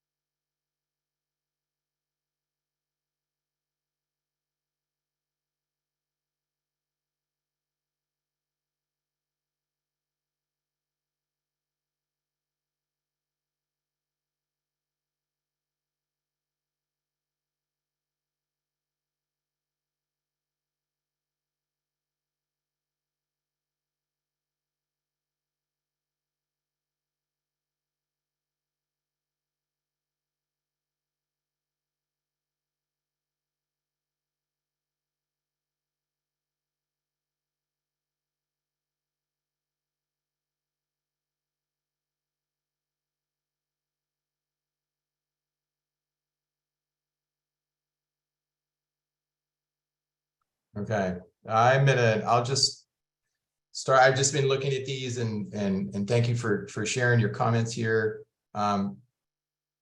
Just looking at some keys to success, and I try to identify some themes and certainly invite others to do the same. But I'm seeing one sort of in this area, I'll zoom in, around just recognizing the timeline and looking for ways of being efficient. And so some of those, one of them includes taking advantage of the work done during the 2-basin solution process and building on work that's already been done, to prioritize the sequencing of deliberations to be as efficient as we can, and ultimately not to delay the decommissioning and dam removal timelines. That's kind of on a time sequence here. In terms of gathering gathering information, so comparing capital and long-term operating costs to economic benefits. So some of this is just around increasing understanding, learning what waters are available, so informed decisions can be made, demonstrating long-term operation of the PPP can be done with minimal ecosystem disturbance. I think there's a sort of a theme here around the solution making and getting creative and thinking about alternatives, use solutions and how the multiple interests can be supported through the solution making, and also thinking both thinking long term here. So willingness to compromise and sort of think in multiple time frames is important. There's a comment here about the inequity of the PVP. And I'd say this resolution is based on science is another one about gathering information. Whoa, that's a really big one. I'll make that a little smaller if that's okay. Okay. And I'm not sure whose this is, or which one that would go into. Okay, so maybe I'll pause there and see on the keys to success, if there's anything I missed, or if other folks are looking at themes and sort of have questions or observations around where the group is thinking we can so how to make this achievable. But let's just sort of open and see if anyone has any observations here.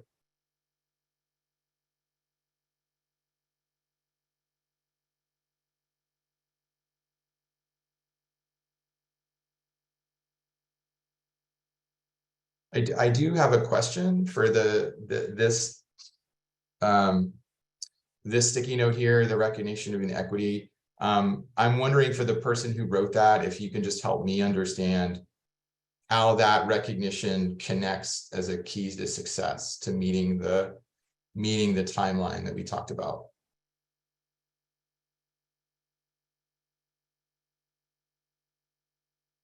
Was that Alicia? That was my sticky note. And, I just feel like that's something that often gets kind of lost in these discussions that, really, I think the objective of a lot of participants here is to correct a historic wrong. And so, just to me, that is an essential key to success, that we always keep that at the forefront of our minds. And yeah, so I mean, it may not necessarily be like timeline specific, but the idea that that we might take steps that actually wouldn't seek to solve the problem that we're facing in terms of correcting that historic inequity is really just going to delay us farther and push us back farther and continue to take us back to step one if we can't all recognize that. Thank you.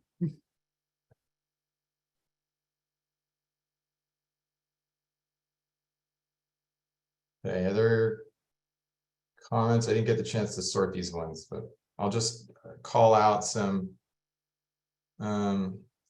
challenges. I don't know where that one goes. Just a couple I'll note. There's ongoing litigation that any successor would be taking on, so there's kind of a risk there.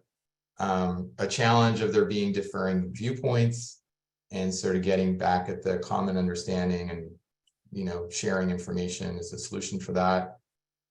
The financial piece of paying for it, the challenge. So saying here, there is not consensus that continued diversions from the Eel River are warranted. Financial challenges, we've heard that.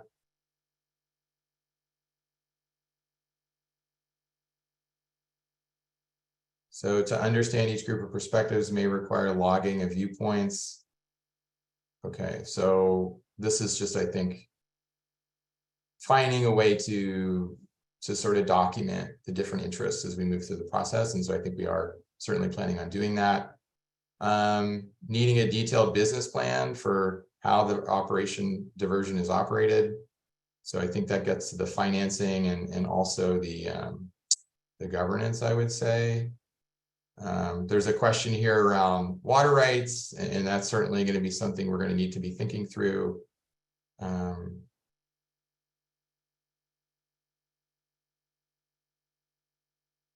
Disparities in the number of representatives surrounding different interests. So I guess a question for the person who wrote this, is this representatives in the planning group, or is it a different calculation?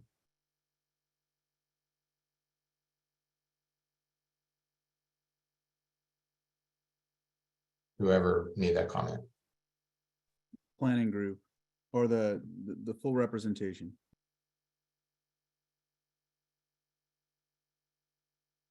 Supervisor Crandall, sorry about that. I'm trying to navigate what I'm writing here and answer your question. Okay, thank you.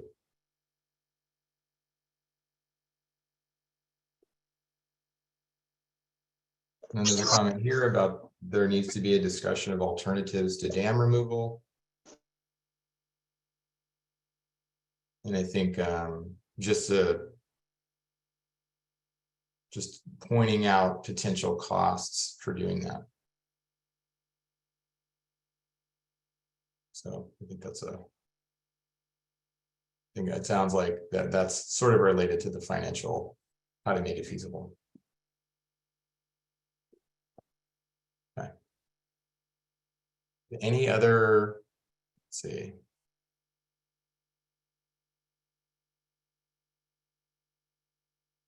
Key to document, key facts to discuss.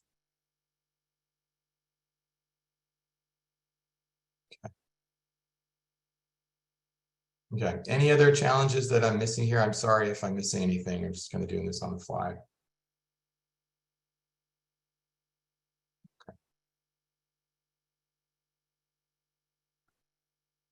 All righty, well, like I said, I do think that we can continue to keep this open. The planning group members and alternates should have access to to this Miro board, and we'll just keep it open for the week. And I think this is something that will just, I think this is going to help us. It doesn't have to be completely comprehensive, but I think that the hope is that we're able to, in thinking through the agendizing of planning group meetings and working group meetings, that we're doing our best to address as many of these as we can. So it's helpful to get this initial kind of gut check. Okay.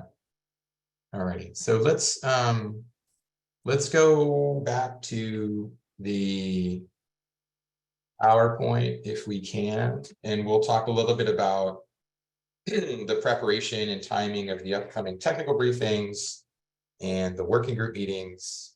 So I think we're going to the next, we're going to the next piece here.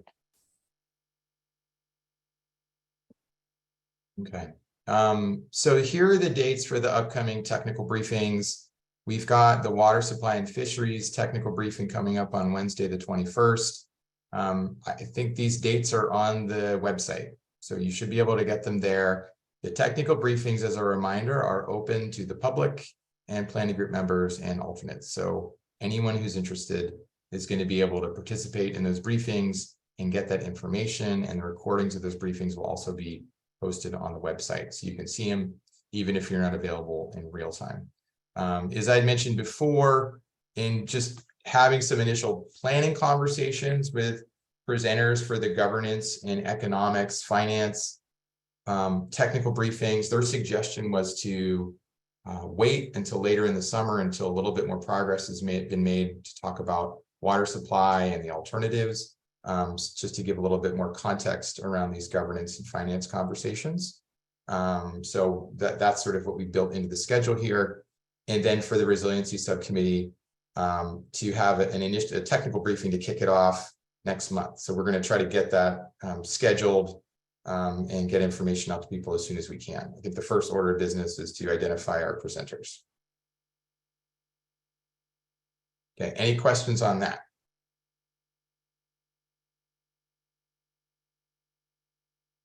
All right. Will you be sending invites to all the planning groups for when these meetings are being held? Henry, can you remind me if we're doing that? For the technical briefings? Yeah, we can send an email with the calendar invite. And like with this meeting, that will probably also require you to register. That's good. Okay. Other questions? All righty, let's go to the next slide. Okay, so then we'll talk a little bit about working group membership and participation. So as a reminder, we sent out a survey following the kickoff meeting to all the planning group members and alternates to get a sense for their interest in identifying and participating in one or more of the working groups, or in designating a technical expert to participate.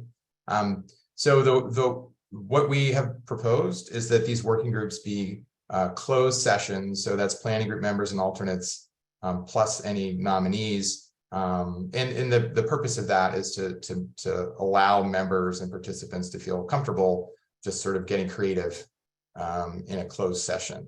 So I know that, let's see, I know that there was a question around that, and I want to make sure that, let's see.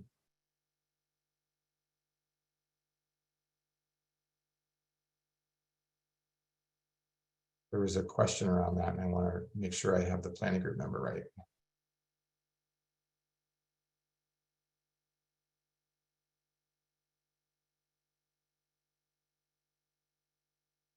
Jamie, go ahead, Jamie. Hi, yeah, thanks. Jamie from Russian River Keeper. I had previously emailed you about this, so thank you again for bringing it up. But I just wanted to propose the idea of the working groups maybe not necessarily having full engagement from the public, but at least having the opportunity for observation by the public.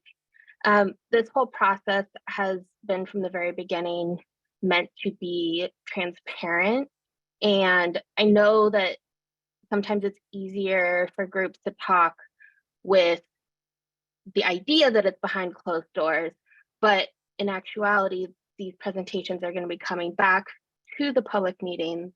And also we're dealing with public resources, right? And so it's in the public's interest to be able to attend and really understand some of the nitty-gritty issues that we're having to deal with.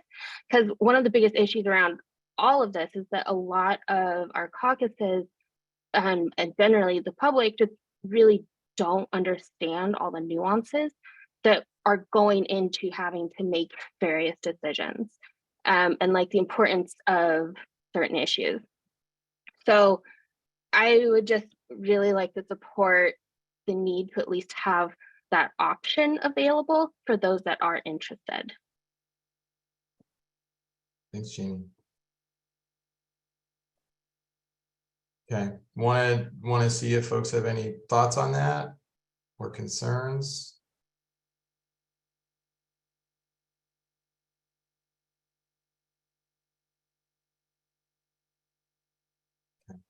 Beth? Can you clarify what the proposal is by Jamie? Sorry, I didn't quite follow. I think what Jamie's proposal is that it's similar to these planning group meetings. So the deliberation and speaking would be the working group members, and the members of the public would be observers. Correct.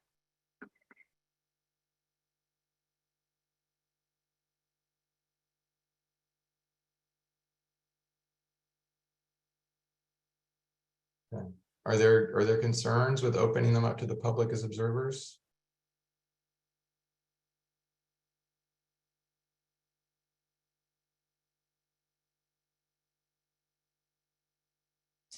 Okay. Vivian? And then I see you, John. Go ahead, Vivian.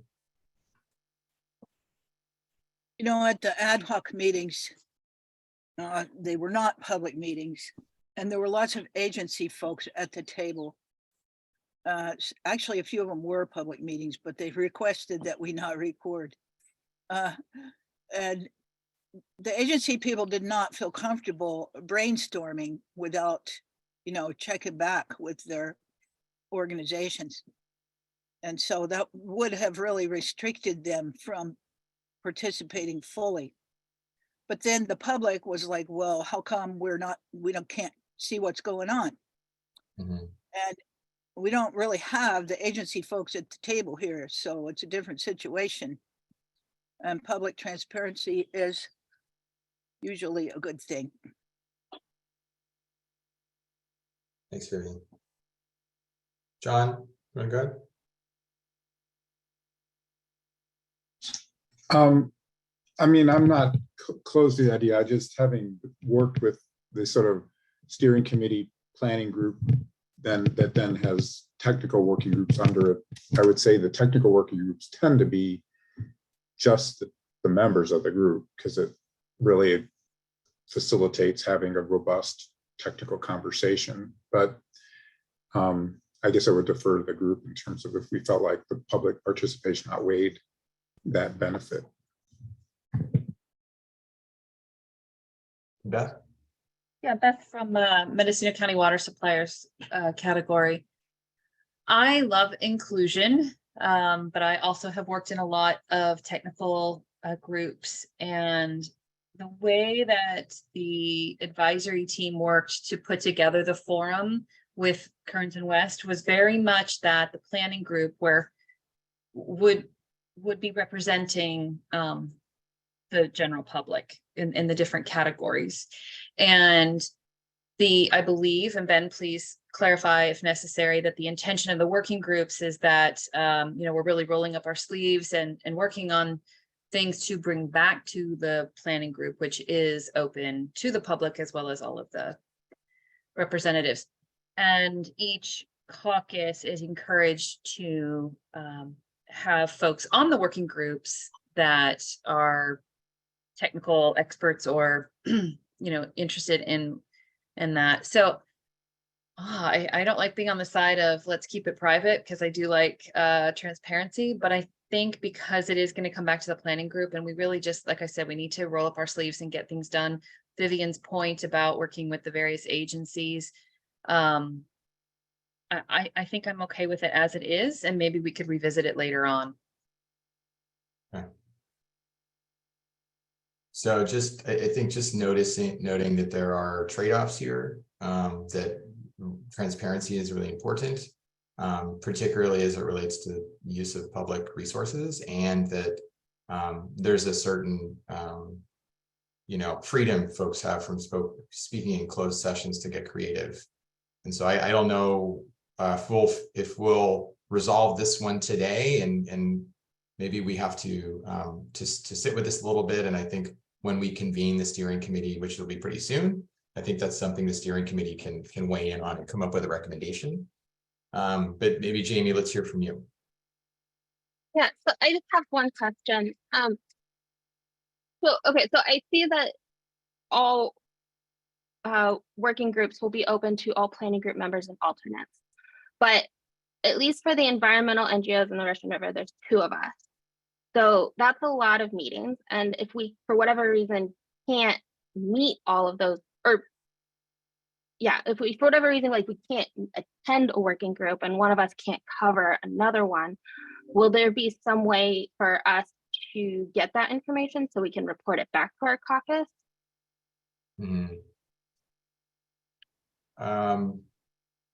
Well, I think we should be able to figure something out. I mean, I think if you're a member of the working group, but you're not available to attend that meeting, you'll still get that information, and we can probably brief you up if you're not able to make it, if that makes sense.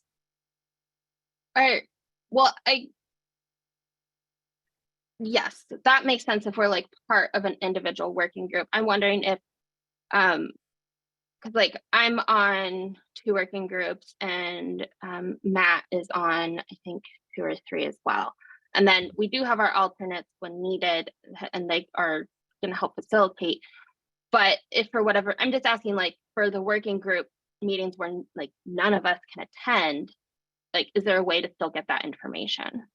Yeah, absolutely. I think you'd have access to all the materials and the meeting summary, and I don't think we're going to record them, but I think that there'll be a SharePoint folder for all the working groups with the members will have access to. And again, I think that the facilitation team for that working group can give a briefing if that's going to be helpful. Okay, thank you. Thanks, Jamie. Adrian, and then Jennifer.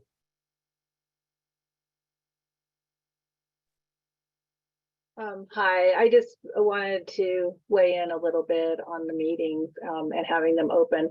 I think that'll be a really good thing for the steering committee to take up. And, there's pros and cons like we brought up. But one of the important things is just figuring out how we can get information about what we're doing out to the general public. Part of that also is education for them, because there's a lot of people that, like Jamie said, they don't understand all the nuances of what people are having to consider to make the decisions. That's right. Yeah. Jennifer? Thank you. And maybe this is just a point of clarification, and I think you mentioned it, but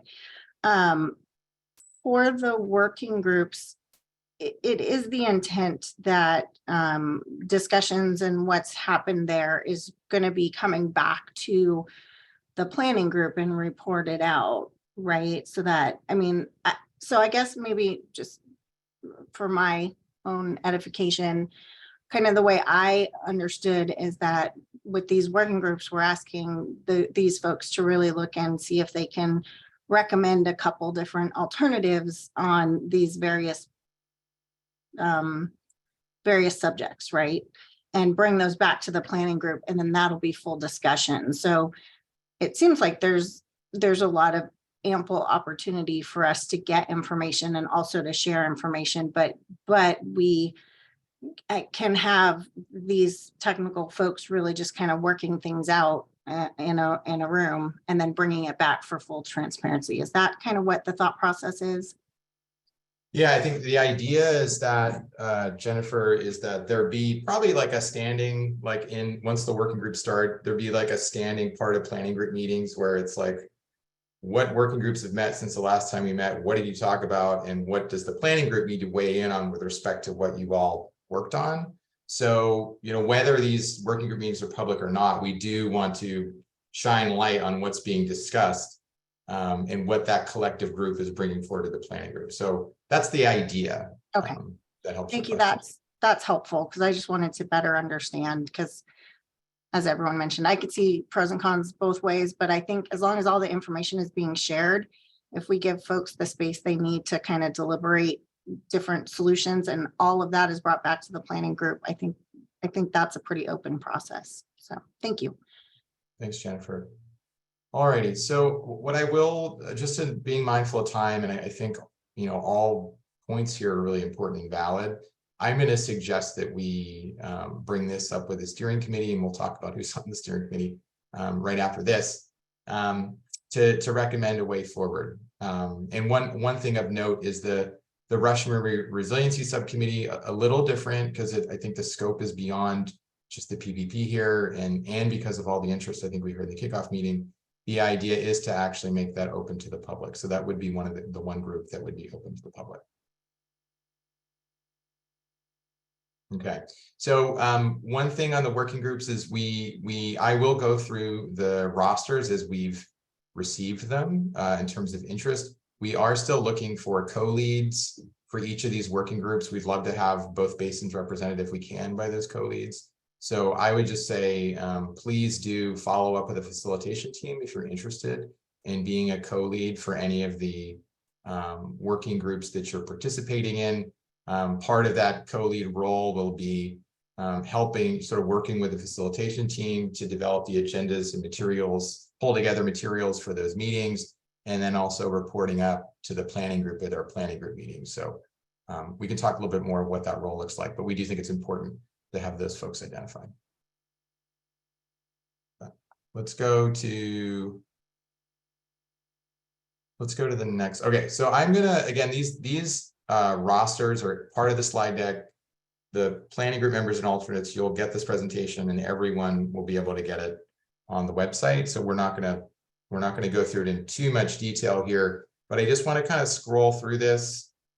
We want to make sure at first glance that the planning group members and alternates, that everyone that you submitted is in here.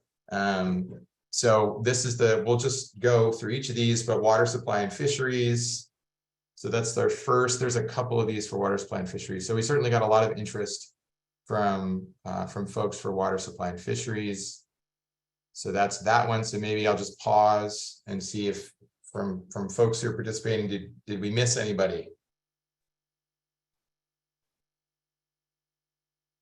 Okay. Hello, Benjamin.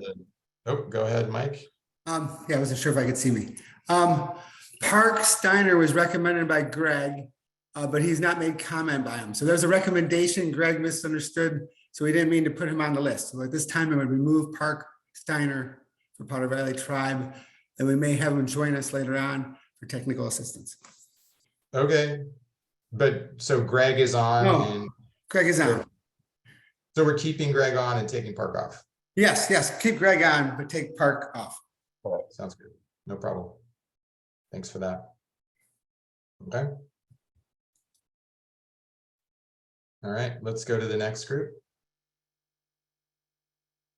Oh, sorry, Dawn, let's go back. Dawn wants to see let's just go back to the first of these three slides, please.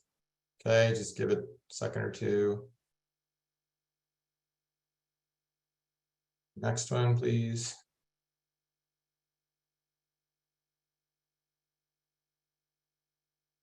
And then the next one. Okay, does that help, Don? Yep, thanks. Sure. Okay.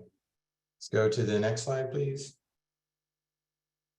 All right, finance and economic work group. Just pause here. I think this is one slide. Go to the, Okay.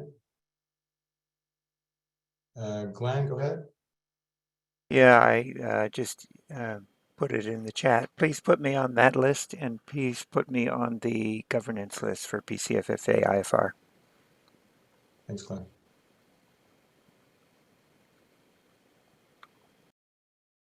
Okay. All right, let's go to the next one. So governance.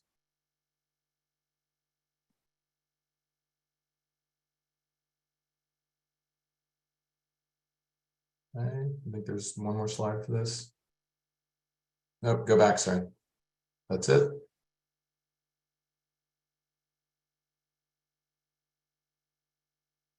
All right, and then let's go to water rights. Okay, Michael. Yes, hi. I think I'd like to focus my time on governance. If you could take me off of the water rights list, please. Okay, will do. Thank you.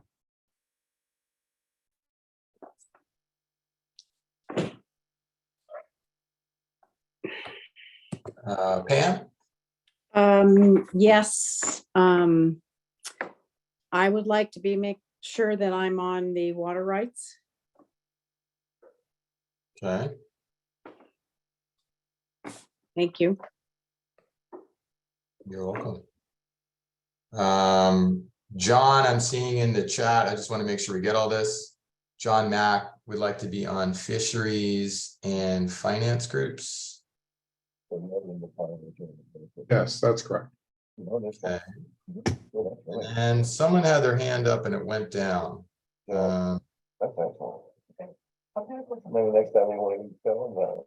And see, okay, why don't you go ahead, Nicole, and I see if we can get that person.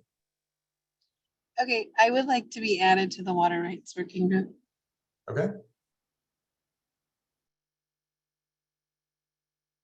Okay, and then Jamie, you see your note to add Don McInhill to governance.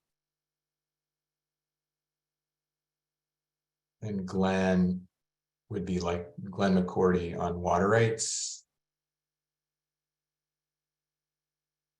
Okay, Janet, oh yeah, thank you, Mike. So Janet Paul, you had your name up or your hand up. Did you still have a comment? Yeah, Ben, could you add Tom Johnson on finance as an expert for IWPC, please? Mm-hmm. Yep. we can do And that. then I think, I don't know if you had Scott Shapiro listed on governance, but he had put down that and also on water rights. Okay, we'll make sure we, Scott Shapiro, yeah, we'll make sure we get Scott. thank you. Mike Shaver. Thanks again. I stepped away for a minute and I wasn't sure how much you had discussed the steering committee. We haven't gotten there yet. Oh, you haven't gotten there yet. Well, I guess I'm premature, but I do want to point out that at this point, Tyrone has had the opportunity to indicate his interest. There are other tribes still interested. We're still discussing about how we'll be involved more in the steering committee. So we do want to have probably more tribes at a later date added. Specific to the steering committee. Yes, because Tyrone's a great young guy, but we want to get some leadership on there that has a little more experience in tribal government. Okay, yeah, we'll make a note of that, Mike, and we'll get to that after we'll talk about the steering committee once we get through these working group slides. Okay. So what I would suggest we do, this is really helpful. And what I would suggest we do is our team can send out just an updated roster to all the planning group members and alternates. And we'll want to get a final confirmation that we've got it all right and get that back from you all pretty soon. And then we'll then start the process of trying to schedule out the working group meetings. So at least starting with the first one, and then we might schedule from there, but we want to make sure we have the rosters correct and we can start getting that all planned. And then the first step again would be the technical briefing, but then the working group meetings will likely come soon after that.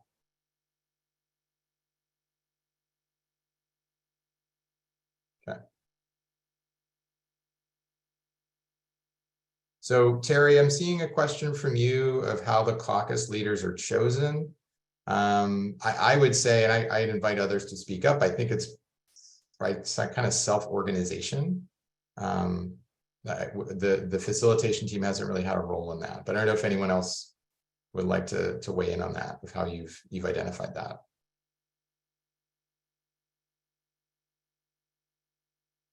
And maybe Terry, if there's another question as a follow-up to that would be helpful, maybe we could get at it that way.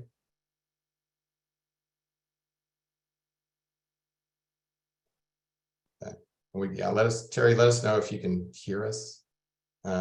We can always have a follow-up conversation around that. Okay. All right, let's go to the steering committee. Oh, I'm sorry. The last one is the Russian River Resiliency Subcommittee. So I think we have 2 slides here. I think this is so again, I think this is a combination of planning group members, alternates, and some members of the public who expressed interest at the kickoff meeting. So I would say, let us know, planning group members and alternates, if your name isn't on here, or if you want to propose a revision. And if you're a member of the public and you're joining the meeting now and you'd like to be added to this roster, you can put that in the chat and we'll make sure you get added. So let's just take a second to look at these names and make sure we've got everything here.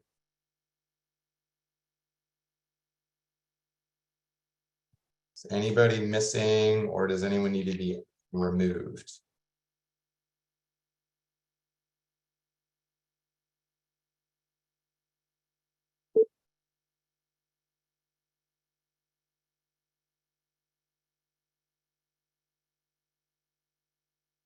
Okay, not hearing anything and not seeing anything in the chat on this.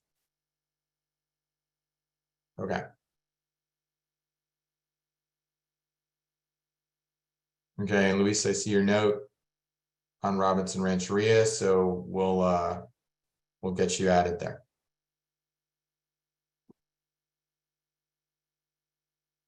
Okay. All right, I think we're ready to go to the steering committee slide. So the steering committee is intended to be, as a reminder, a small cross-interest group of planning group members. We want to get this group meeting soon, because there's clearly going to be some direction that this group can help set, and just a place to help identify the path forward. So a few of the roles here are, kind of taking that schedule that the facilitation team pulled together and really kind of sitting with that and kind of working with the facilitation team on the meeting topics. And I think one of the notes we got in terms of best practices or keys to success was really being strategic around how we're sequencing these conversations. So we'll be looking for, some guidance and input from the steering committee to help us with that. We talked about in the charter about speaking on behalf of the planning group, and we see the steering committee playing that role of making sure everyone's kind of aware but that's being funneled through the steering committee. So we're all coordinated here to sort of look at that coordination and information sharing, both between the working groups and the planning group. So sort of rolling up and then having questions or recommendations go to those working groups to kind of think through, and then also any coordination where there's overlap across the working groups and the topics that they're working on. And then we talked a little bit about our decision-making to the extent that we do get to a sort of an impasse, to have the steering committee look for some solutions, bring it back to the planning group with a recommendation. So I think the first thing they'll take on is how we want to address working group meetings and having access to members of the public or not. Okay, and then recognizing that transparency and broader community engagement is really important here, is for having the steering committee play a role in that, both in terms of being kind of key communicators with their respective constituents, and also when we get to having the water forum organized public meetings to have a role in helping to coordinate those. Okay, so I just want to check and see if anyone has any questions around that. I'm going to look at we'll look at the membership of who signed up. But just want to see if anyone has any questions on that. I think the group is going to meet for what it's worth, at least monthly. There's a lot of stuff to figure out here. It might be more than that, it might be bi-weekly, but we just kind of have to see what cadence makes sense. But I think that it's going to be a really important role to really help literally steer the process here. Okay, let's go to the roster, please. All right, so this is who we got. I think we've got 12 people, 11. So pretty good size. That's about what we had in mind. But I just want to make sure all the names on here, that these are on here because they're supposed to be here. And if anyone is missing from it, let us know.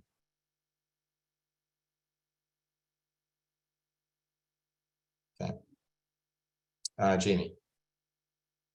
For the steering committee, is it going to work kind of like with the working groups where for whatever reason I can't attend, my alternate can attend on my behalf? You know, I don't know if we figured that out yet, but I think let's talk about that. I don't think we thought about that we just that there'd be alternates that could step in, but we also want to make it, again, thinking about all the things we're asking you all to do. If that's going to help with your resource management, then, you know, we might want to take that up. So that might be another thing the steering committee itself wants to think through. Okay, thank you. I was just thinking like the first initial meetings might be a little more hard to schedule, but afterwards, once it's consistent, might be easier. So I just wanted to ask. Thank you. Okay, great. Beth? Regarding Jamie's question, good question and clarification. I think because it is a fairly small group compared to the other ones, it's better to schedule a meeting where these folks can attend rather than sending in alternates. But again, I think it's something we'll have to visit down the line. Right. Yeah, I think I do think for what it's worth, the continuity and that just, you know, will be important here, and we, you know, I think we're recognizing that we're working with people with busy schedules. So, you know, we'll do our best to strike that balance. Okay, Vivian. We're going to need to use alternates sometimes at the group meetings in order to cover all these meetings, and because we have conflicting schedules with other work. That's the only way we can cover them. Okay, are you suggesting, Vivian, that alternates that we should have alternates participate in the steering committees if the main member can't make it? I'm sorry, I wasn't speaking so much of the steering committee as the working groups. Apologize. That's fine. Yeah, okay, noted. All right, so similar to the working groups, we will get a note out to these members soon. I see your hand, Mike. I think it would be great if we can to schedule a meeting in advance of the next planning group meeting to help kind of pull things together for that meeting. So keep an eye out for scheduling for that. Why don't you go ahead, Mike Thompson, and then Mike Shaver, I see your hand too. Yeah, Ben, thanks for that. And Jamie, thanks for your good question. I guess encourage that, though I know there are many people who are working on multiple working groups, but I feel like, Ben, getting back to your comment about continuity, that if you have to prioritize one, I think it's easier to have might be easier to have alternates on the working group, but that I'd say everyone who's on the steering committee should pretty much do everything they can to be there. I would just really, I think this is one where the continuity is going to be, I think, really important. Thanks.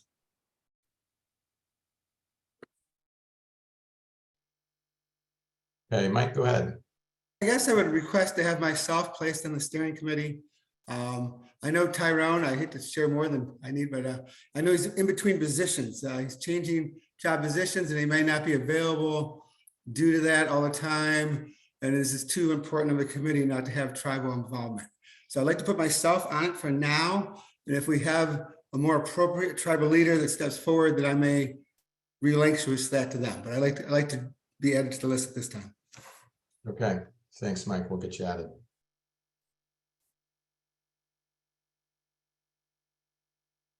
Okay, any final comments here on the steering committee?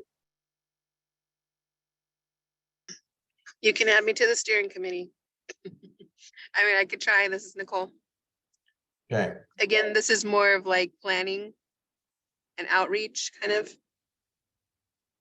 yeah, we just went through the role, and so yeah, it's sort of coordinating across all the different working groups and what they're working on. Broader outreach is certainly part of it.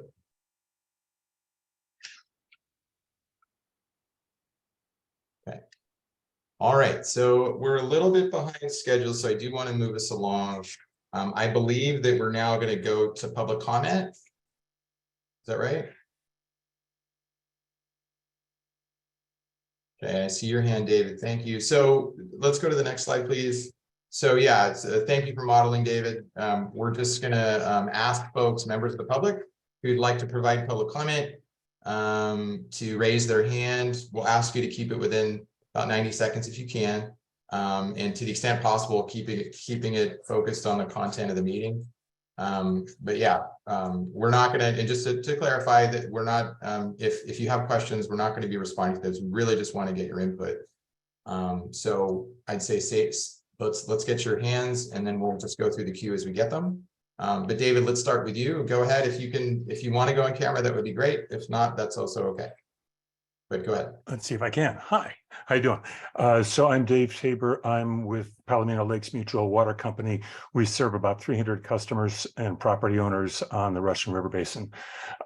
So first off, I wanted to just support the idea of having the working groups somewhat open to the public. By somewhat, I mean either listen only, where they can't ask any questions at all, or the questions are submitted by text, not by public verbal comment, because a lot of people tend to not be as good when speaking in public versus taking some time to write a question or a comment. Next up, on the expression of interests, in the finance section, I get the two that are there. I think there needs to be an equal section essentially saying, hey, if there is damage to the Russian River water basin, that damage in terms of future actions, that be taken into account as well. We already have that accounted for on the Eel River, but if in the extreme case water diversions were to stop altogether, that would cause damage of some sort to the Russian River water basin. And I think there needs to be equity in terms of that consideration. And then finally, in the economics section, I don't remember exactly what it was called. It was something like economic development. This is probably the elephant in the room. We need to minimize the damage to property values in both basins, because there are things that could be done to damage property values on the Eel and on the Russian, and we need to have equity on that considered. There's always going to be trade-offs, and we not only can we not get everything, nobody will get exactly what they want, but we have to make sure we take into account damage on both sides. That's pretty much it. Thank you. Thank you, David.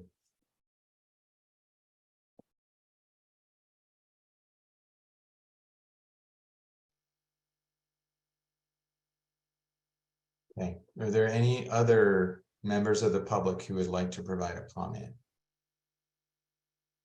Not currently seeing any hands. Okay, I see Monty Schmidt and Carrie Shattuck. Go ahead, Monty. Yeah, I'd just like to echo support for that about the last comment about allowing others to attend the committee meetings, and even if it's just to listen in and maybe to have comments either written into the comment forum or at the end. I think that allowing that kind of controlled participation so that the committee can stay focused, but also that folks can still track what's going on would be helpful with this process. Okay, thanks, Monty. Carrie. Hi, I just have a comment regarding the public participation.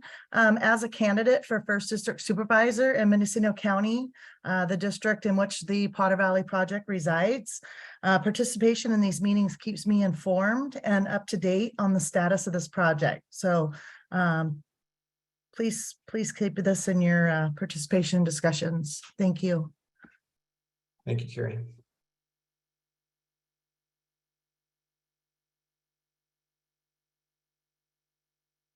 Okay.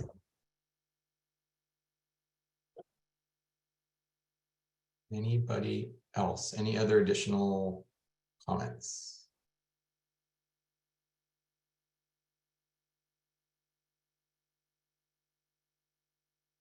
Okay. All righty. So I think we're going to close public comment. And again, we'll continue to have public comment at all the planning group meetings. And we do want to make sure that that opportunity is carried consistently through the process. Okay, let's go to the next slide. I think we're now going to move to next steps and future sort of recap of the meeting. I imagine we'll likely be adjourning before 4 o'clock. I think what might be helpful for the meeting recap is if we could we pull up, Jim, the meeting objective slide that we had at the beginning. I just want to kind of walk through those and just sort of talk through what we all did here today. So we did want to make sure we're having continuity and follow-up as we go through each successive planning group meeting. So we did just revisit the outcomes from the kickoff meeting and follow up on some action items and key discussion topics. So we did, that included going through the charter. I think we have, again, very close to agreement on the charter. There's a little bit of wordsmithing in that coordination, external communications piece. And so the facilitation is going to be working on that. And then we do want to reach out to the planning group and get in an affirmative that you're supportive of the charter and you're committed to upholding the expectations in the charter. So that'll be coming soon. We did talk about membership as an action item. So I think we agreed that Save California Salmon would be added as a member, and that Robinson Rancheria also will be added a member as a tribal nation. So I think those are areas where we got agreement from the group. On the planning PG&E decommissioning schedule, we were able to share back clarifying statements from PG&E. And again, those are all going to be available to you all for future reference.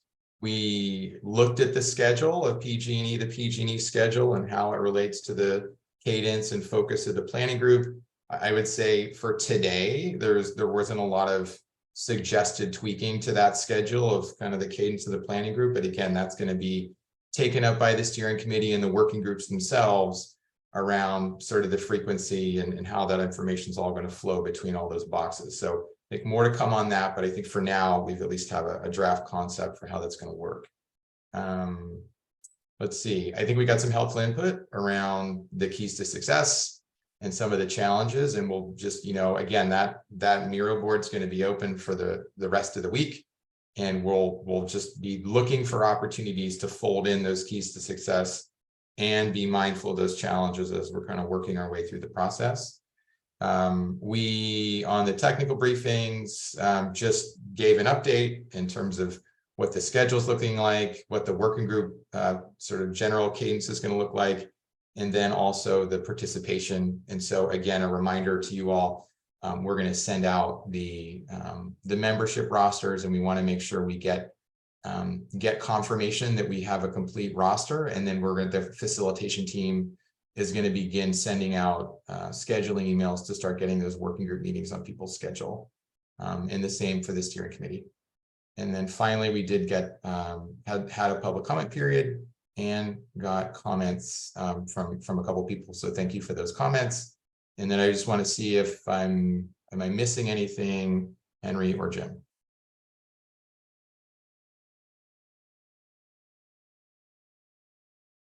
Okay, I think that might be it.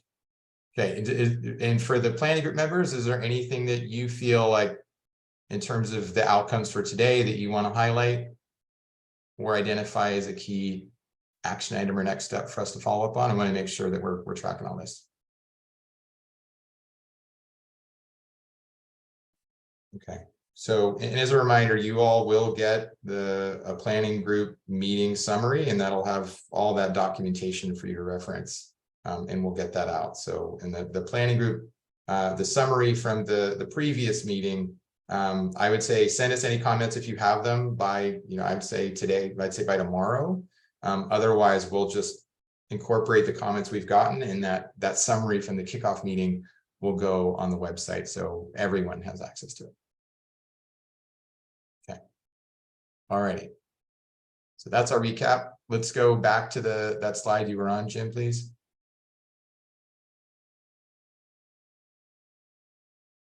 All right. Nice boat. Can you go back to we lost the presentation.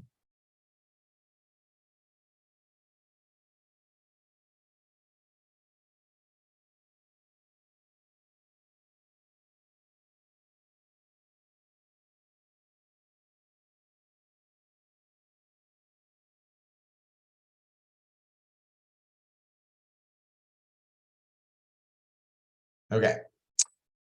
Oh, back one. Okay, so our next meeting is going to be on Thursday, July 13th from 10 to 3 in Ukiah, same location as the kickoff meeting. We did poll the group for availability for the recurring meetings, and what we received was that first Thursdays was the best time. And so we're not doing it the next meeting due to the July 4th holiday, but moving forward, we'll be meeting first Thursdays of the month for the planning group. So we're going to get out calendar invitations for all those, so the planning group members and alternates have them on your calendars, and those dates are also on the website for everyone's reference. And the technical briefings are also on the website, and I believe we're going to send out invitations to those as well. So those are coming up. And we had mentioned SharePoint. I don't think we have it up quite yet, but we will have SharePoint folders, file sharing folders, both for the larger planner group and each of the working groups. And we'll just be archiving all materials from each meeting in those SharePoint folders, so everyone has access to them. So just more to come on that. But that will be the way that we'll be able to just keep all of our information as we move forward here. So I see a question from Mike. Will all the in-person meetings be held in Ukiah? Not necessarily, Mike. I think our Ukiah is generally centrally located, but we are open to different destinations. We're certainly looking for venues that are able to accommodate the hybrid format, and we certainly appreciate that the sound wasn't perfect at the last meeting, and we're working on addressing that. So I think we're open, but we are mindful of trying to make it accessible to as many people as we can. Denise? Yeah, I had a couple of comments on the charter, and I emailed those to you. I wanted to make sure they'd still be captured. So maybe through today or whenever before you compile the final version of the charter. Yep, I think we got those. Thanks, Denise. Okay, thank you. Okay. Any other questions or comments?